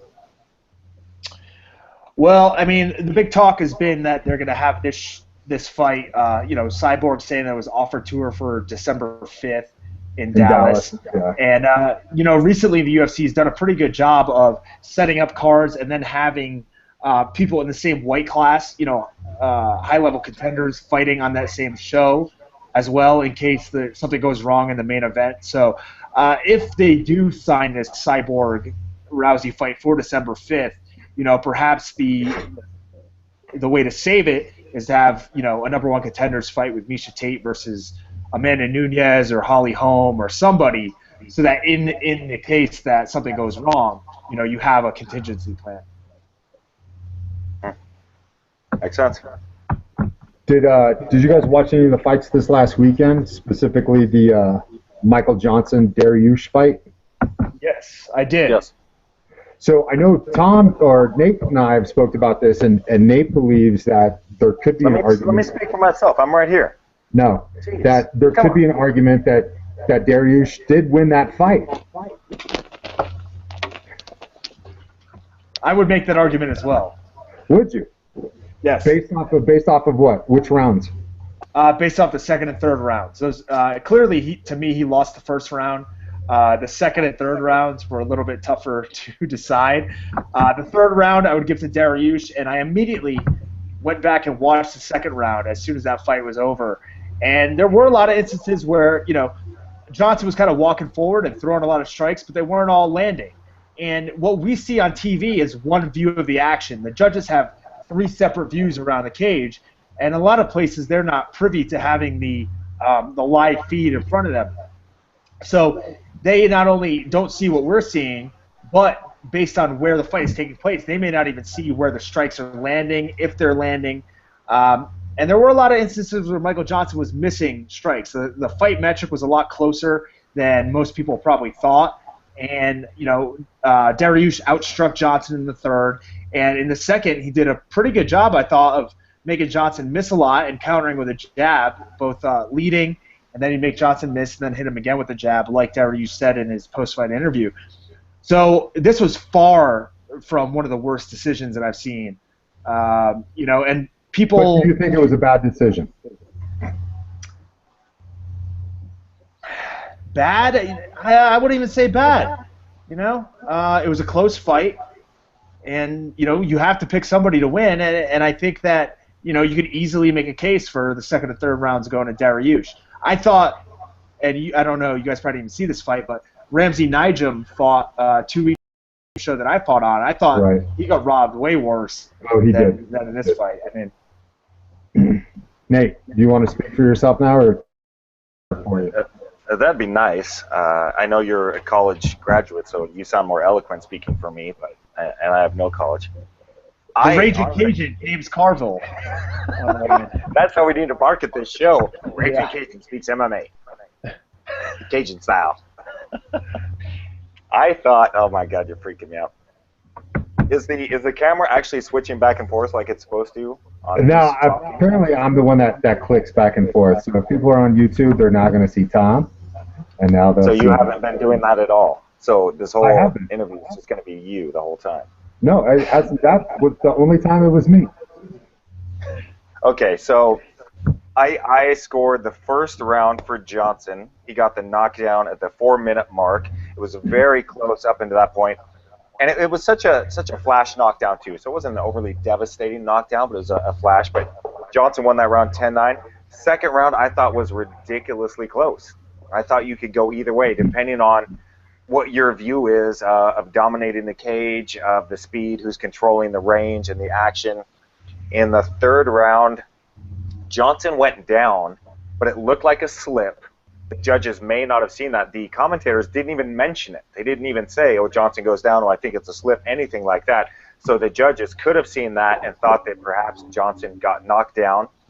Again, that round was fairly close, but I gave it clearly to Dariush, who was landing that jab at will. I thought he was way ahead in that. So I think, again, depending on your personal opinion, the second round could have gone either way. I didn't think it was a bad decision at all. I didn't get to see the fight live. I actually just watched it before we came online. So all I'd heard was everyone saying over and over again, and of course, the Dana White classic quote, that's why you don't let it go to the judges. I don't care how good of a job that you can do. We've hired incompetent boobs to do the judging, to control your income, so don't let it go to their hands. He didn't hire the judges. Come on. Do you think that the UFC could change judging nationwide by setting out standards that they would have to adhere to? Could they? Yeah. I mean, a lot of changes could be made. That's it. A lot of changes could be made. That's all I asked. I asked one question. You answered yes. Thank you for your support. So, as Tom just said, the UFC could dictate some changes so these judges would have to go through appropriate training. Wouldn't be the buddy system. It wouldn't be a former boxing judge or a wrestling coach. Thanks for your support, Tom. I appreciate that. So as Tom said, it's time for the UFC to step up and really force those changes so we get a better quality of judges. But again, I didn't think the decision was that bad. Speaking of Dana said that he clearly thought Michael Johnson won, and I think Dariush clearly thought Michael Johnson won. No, Johnson, he said I wouldn't be surprised. Did you see his expression when they raised Dariush's hand? Dariush was like, what the fuck? No, he was so shocked. But so Johnson's coming off some pretty impressive wins. He'd beaten Edson Barboza, Melvin Gillard, Gleason Tebow, and Joe Lauzon. And the rankings don't have Michael Johnson moving at all. It has Dariush going up 1 from like 11 to 12 or 12 to 11 or something like that. But Johnson is still at number 5. So do you think, especially because Dana thinks that Johnson really did win that fight, that he'll still get like a top 4 guy in his next fight, Michael Johnson? It's tough to say. Really, I guess here it falls upon the UFC to see how this is going to play out, because they could easily just treat it like Johnson won if that's truly how they view it. Give him a higher ranked fighter, give him his win bonus, and then just go from there, despite what the record says. But who knows if that's going to be the case? You can't really discount Dariush either, because on the scorecards he won the fight, and like Nate and I said, the two out of the three most important people on this line think it wasn't that bad of a decision. So. And going back to the fight metrics, it happens all the time. People talk about, well, he landed more punches. If you look clearly, he landed 50 punches. This guy only landed 30. But with the 10-point must system that MMA goes through with a 3-round fight, that just doesn't work out. If Tom and I are fighting and I land one more punch in the first round than he does, and I land one more punch in the second round than he does, and in the third round he decimates me, lands 50 punches, well, I still won the first 2 rounds, and he lost the third, I win the fight. It doesn't matter that he's got 50 punches landed more than I do. That's a whole other different conversation about how to rework the scoring criteria and how you judge these fights. Should it just be damage, or should it be all of these other factors put in? So a lot of times the boxing count just doesn't matter. Yeah. Some of the looking at these rankings, what the hell's going on here? Like, there's a lot of movement with people that don't fight at all. Like, okay, so Benson Henderson just moved up 2 spaces. Edson Barboza moved down 1. Edson Barboza won in his last fight, and now 2 weeks later he's moving down. It's not like Ben Henderson has won since since that fight. You also have women's strawweight. Paige Van Zandt moved up a ranking. Why? Why all of a sudden did she just move up out of nowhere? There's a lot of weird stuff that goes on here. Ben Rothwell, Mark Hunt moved up. Josh Barnett moved down 2 spots. None of them have fought in a while, so I don't really understand it. Yeah, Barnett's going on 2 years now, isn't he? I don't know, but he just dropped 2 spots in the rankings, so maybe it's 1 for each year. Maybe. So then the Glover Teixeira fight and OSP, Ovince St. Preux. Glover's a top 5 guy. In fact, I think he's ranked at 5. OSP, I think, was in the teens. OSP seemed to have just tremendous athletic ability, but it's not translating well into MMA. That fight, he looked athletic, but he didn't look like a fighter. Yeah, okay. I'm looking at these rankings again. Okay, OSP is number 6, Kurt. Glover Teixeira was number 4, is now number 3 because he moved ahead of Ryan Bader, who has beaten Glover Teixeira and Ovince St. Preux, right? Oh, no. Oh, no, I'm sorry. Glover has beaten Ryan Bader, so I guess it makes a little bit more sense there. Yeah, I'm sorry. I remember Glover knocked him out. But, Ovince didn't move at all.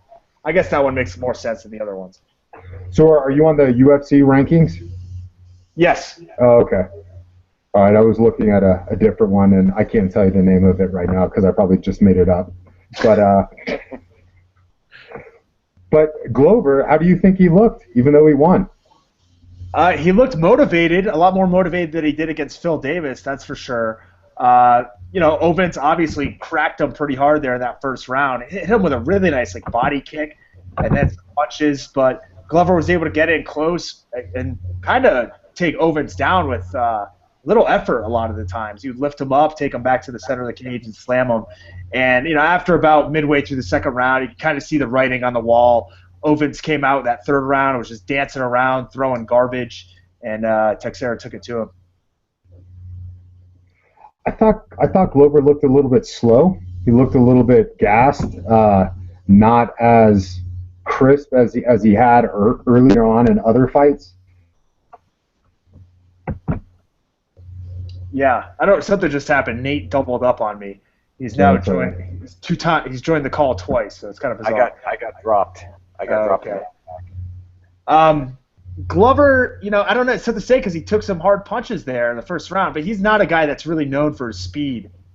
He's more of a guy that toughs it out, kind of grinds it out, has really good power. So I didn't see a huge difference between how he looked in the past and how he looked here, just except for the Phil Davis fight, where I thought he just looked terrible. So I was actually expecting him to come out here and be kind of in the same mode, a little bit unmotivated, but it looked to me like he took it seriously, was in good shape. I think that loss to John Jones really set him back when he fought Phil Davis, because I think he just kind of – it took the wind out of his sails. Now, with John Jones gone out of the division, perhaps he's rejuvenated and feels like he can get a shot at that title again, whereas before, I mean, what was the point? He took a beating from John Jones, and John Jones pretty much owned him at his own game. I love Glover. I've been watching this guy for a very long time. He fought up here on the old sport fight cards. Eddie Herman, right? Yeah, yep, Eddie Herman fought him. And he was decimating a lot of the Team Quest guys, and I think Eddie Herman eventually beat him. But I just love the guy's story. I love his fight style. In my eyes, he's kind of an underdog type of guy with his life, with his story, and now fighting at 205. He's a shorter guy, and giving up reach, to me, that's always sensitive as you're fighting in there. So he's got to go through. He's got vicious punches. The way he picked up OSP at the end of that round, end of the fight, picked him up and dumped him and got on top of him. I was just very impressed with that. And he's just a great guy overall, so I hope he does really well moving forward. And, yeah, maybe this has rejuvenated him to get in there, get up to a title shot again, and that would be exciting. I think he'd give the champ a very rough time. DC? Yeah. And then DC is fighting. Who's he fighting next? Gustafson. That's right. That'll be interesting. Yep. Yeah. And then there's also Ryan Bader versus Rashad Evans on that same card. So they'll have ideally. That's on the same card. Yeah. So they should have a number one contender coming out of that show, which is really smart to do it like that. Bellator just stacked their last show with I think it was all welterweights, and they had a welterweight main event. So, it's really intelligent of not only the UFC, but Bellator and all these other promotions to kind of put like a weight class on Showcase here. So you have, you can look at who the champion is coming out of the pay-per-view or the special on TV, and then you have a setup for a title shot, for somebody else down the road. And if something goes wrong along the way, then you can plug one of those guys into the main event. So, it's really an intelligent booking idea that they're on here. So my guess is that Bader beats Rashad Evans just based off of the fact Rashad hasn't fought in so long. I think it's going to be an issue, and Bader's been fighting pretty frequently. And then I guess he'll get the title shot at DC. I agree. I think that's a great formula where you have potential contenders going up as a co-main event to the main event for the title fight. I think that's a great idea because it really builds those guys up, and that's been the biggest thing is that guys don't know who the fighters are, especially with the way the UFC just runs through fighters. You're in, you're out. Let these guys build. Let the fans get to know them. That was a big thing that the Ultimate Fighter did. Give all these fighters a platform so you get to know them. If you know a fighter, you know his personality, who he is, where he's coming from, that you're going to want to see him fight. You're going to want to root for him, root against him. That was a saving grace of the UFC, and they've kind of lost that in a lot of ways by not showcasing these fighters, giving us a chance to know them. And I think that's why they continue to use these known fighters who are past their prime when they really should be building up the next generation, whether it's through the Ultimate Fighter or through even another comeback Ultimate Fighter. Take the top 8 guys in whatever weight class, have them fight, and at the end of it, you know who the next contender is for the title. Now you're going to know these guys, know their personality, and that's going to sell pay-per-views. Yeah, part of the problem, I wouldn't even say it's a problem, but if you look at it through a historical aspect with not only mixed martial arts, but, you'd have to borrow from the sports that they basically were born out of, which is boxing and the number one sport of professional wrestling. You always have these guys who are older acts who have been around for a while, who are kind of viewed as nostalgia, who people are willing to pay money to see. So, I don't know. It's tough to make new stars nowadays for some reason, or it appears that way. And I don't know how much of that is based on, just people not having the right personality, or whether it's the marketing behind them. What do you think, Nate? Well, I think if you look at like Conor McGregor, they chose him. They decided this is our next new star. We're going to put him on all the commercials. We're going to put him on these fights. We're going to give him fights that he can win to help build him up. It's so very blatant to me. And again, to me, that is the confusion or the conflict of interest that they do. Instead of it letting it be organic and letting these fighters grow on their own, they take Conor McGregor and match him up against guys that he'll clearly win. I'm sure that they go to Reebok, they go to whatever that phone company commercial is. They say, this is our next big star. They do a lot of promotion for him. They give him backdoor money, is my understanding, some big bonuses that are going to get him better training camps, all that. I'd rather see it be all organic. Let the cream rise to the top organically. I think that Conor's kind of a bad example. He's able to do a couple of stuff that other fighters really haven't been able to do. One, he's got incredible mic skills. So he's kind of like a newer Chael Sonnen. He's Ric Flair. He stole his whole persona from Ric Flair. Just like Chael stole his from superstar Billy Graham. And it's just like what you had said, Tom, about, these fighters really need to learn from wrestlers, how to sell themselves. But Conor McGregor, he fought Dennis Seaver, who's, was a top 5, top 6 guy, beat him handily. No, he was not. Dennis Seaver was in the top 10. Dustin Poirier was in the top 10. Oh, absolutely. Absolutely. No. And he destroyed these guys. No, I bet he wasn't at 11. I bet you. Whatever the case may be. Whopping dollar. He was not at 11. But then he even takes Chad Mendes on, 2 weeks' notice? Are you kidding me? Yeah, that's right. He took on Chad Mendes with 2 weeks' notice. He was preparing for a title fight for 4 months, and they bring in a guy who's been training for 2 weeks to fight for this title. And what happens? Mendes manhandles him for 9 minutes, 50 seconds. The fight is stopped. A title fight is stopped with him covering up and 3 seconds left in the round. And he couldn't get it done. Every person in that weight class that can shoot a takedown is calling out McGregor for a title shot. They know if they can take him down, they will win the title. Everybody that can shoot a takedown, you're now a title contender. It's that simple. So then you think he'll lose to Aldo pretty easily from takedown? I'm dropping the mic and walking away. Yeah, it's a joke. It's a joke. This is the manufactured champion. And nothing against McGregor. Get yours, man. I'm happy for you, but let's not pretend it's not what it is. Oh, I think he's a well-deserved champion. I can't stand him. I don't like him, but he did exactly what he needed to do to get to where he is. That's right. He fought a guy on 2 weeks' notice after he'd been training for months, and he fought guys that were handpicked for him to win, to get up there. What do you say, Tom? Kurt, I think I'm more along the lines of you on this one. How can you both be wrong on such an obvious subject? Yeah, okay. Let's look at this. Who did you want Conor McGregor to fight? Anyone in the top 5. He did. He just fought Chad Mendes. With a real training camp. He tore his ACL in the first round against Max Holloway, right? Max Holloway is a beast, and he still went on to beat him easily. He outskilled him. Max Holloway just absolutely crushed, made Cub Swanson look like a joke.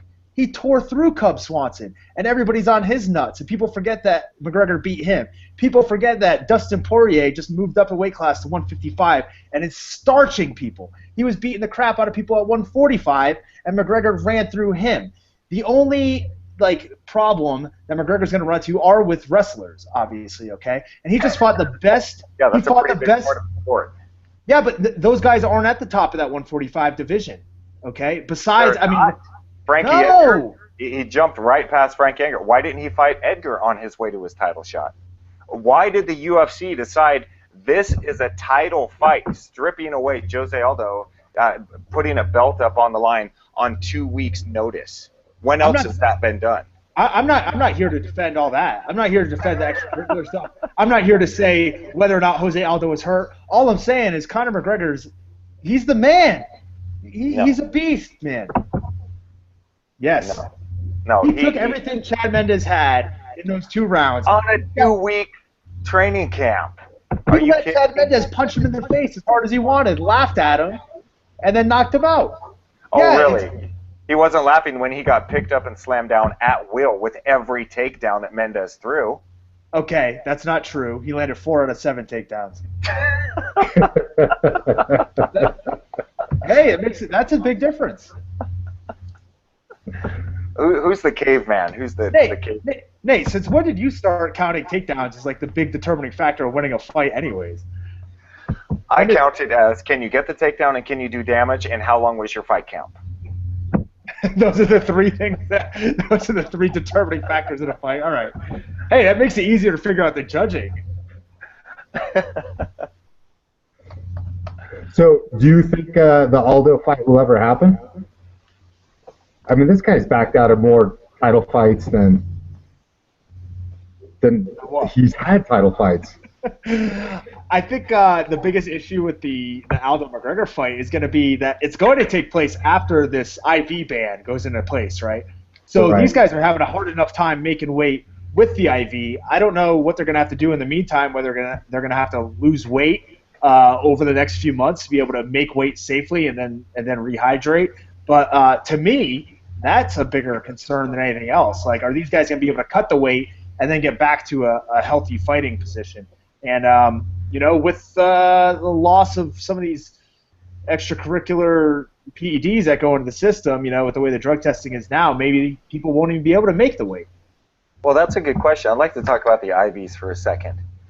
How is the UFC going to prevent people from getting IVs? There's no drug test for saline. They test the plastics. Pardon me? What? Go ahead, Tom. It's the amount of plastics in whatever test they take. So I guess that it comes from the plastic of the IV bag, and they can test the levels based on that. That's from what I understand. I'll look into that. That's just not discounting what you said. I'm uneducated on it as of now. But when I heard that they were banning IVs, my first thought was kind of like when they say, "Well, we're banning human growth hormone." Well, you don't have a legitimate test for it.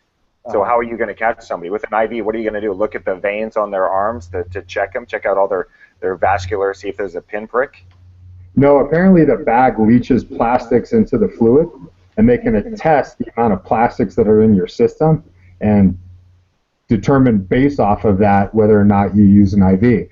But there are still ways out there to get your IV from a glass bottle where everything comes in a glass bottle in the first place.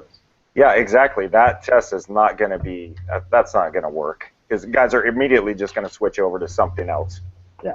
I mean, people are going to cheat. I mean, that's just the way that it is. Even with all the new tests and the rules and regulations, people are still going to find a way or try to find a way to cheat. So, it's going to happen with the IVs as well.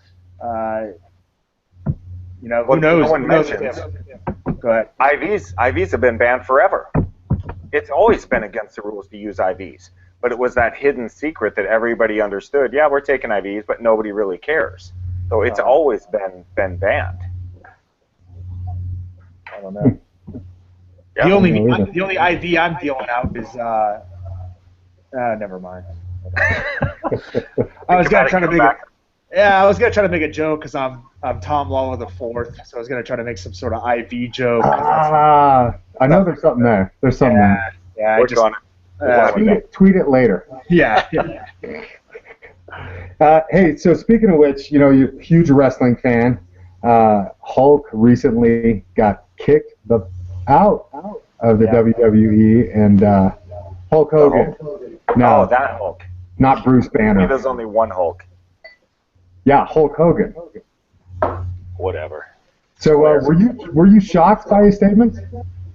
He's some old white guy from Florida. Hell no, I wasn't shocked by his statements. Are you kidding me? I'm shocked they didn't come out sooner. Right? I mean, what? I just want to know where I can get a copy of the sex tape. Gawker. Right?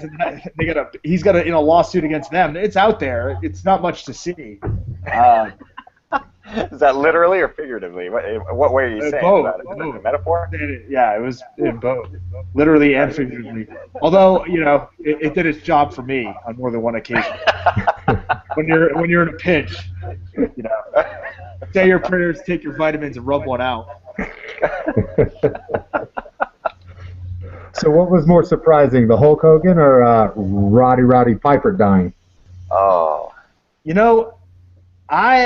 I think in, I don't know, what, 10 years maybe 15 years, we're going to see probably quite a few MMA fighters, go the way of the dinosaur because of substance abuse issues. Whether it's stuff they're doing now during their fight camps or fighting careers, or stuff that they do after. Because, generally I'd say we're probably as a group pretty unstable, and there's some sort of, chemical imbalance.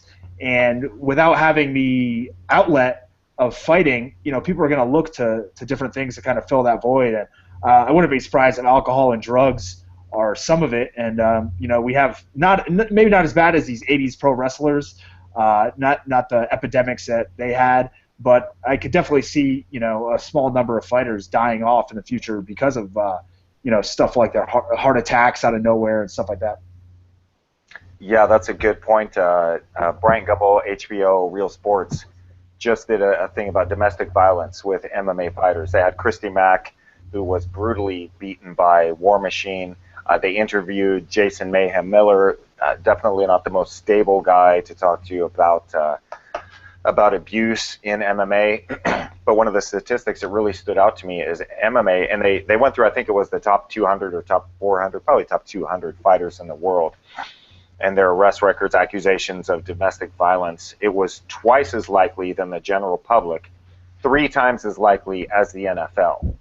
So there is this huge, and I think right there with Tom, I think a big part of it is the personality, the sport that we do, what draws people to this sport.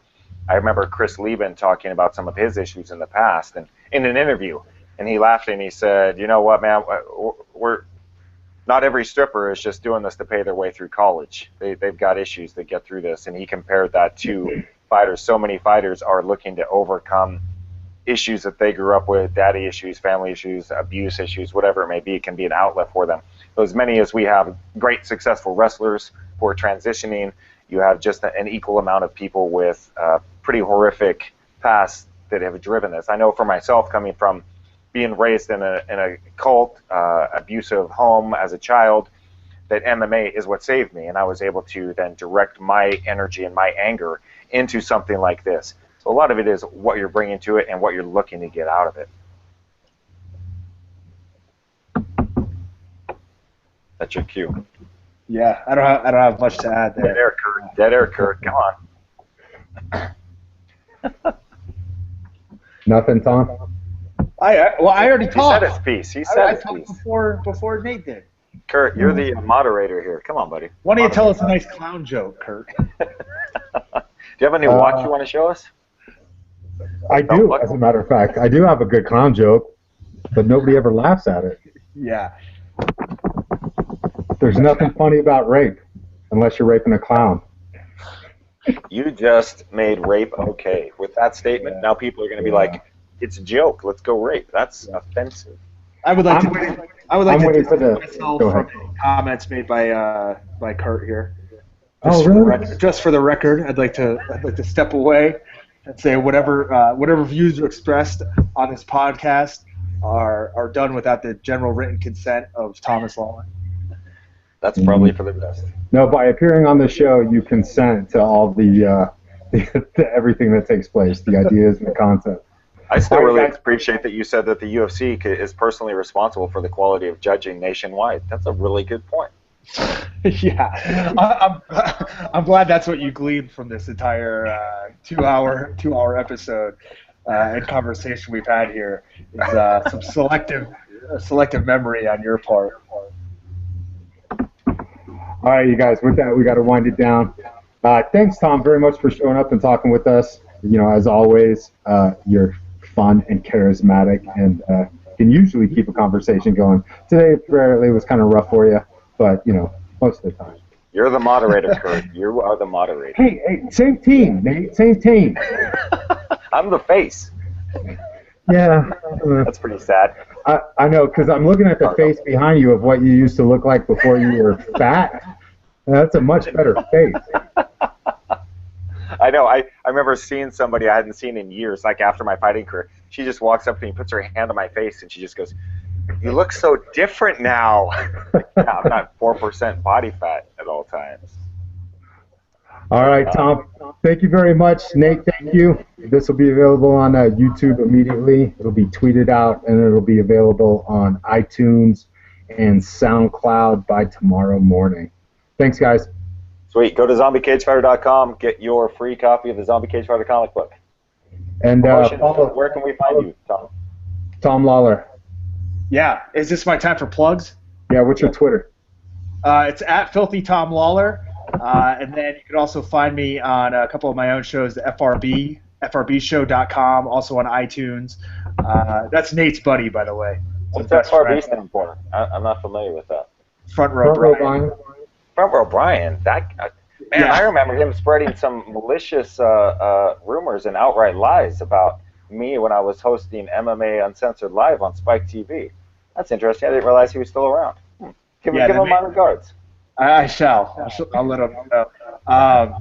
And also, I'm a contributor to Wrestling Observer, Figure4Online.com with Dave Meltzer and Brian Alvarez. So sign up, and you can find me there on Mondays with Filthy Four Daily. So. Awesome. Thanks, fellas. I'll talk to you guys soon. Thank you, Tom. Much appreciated.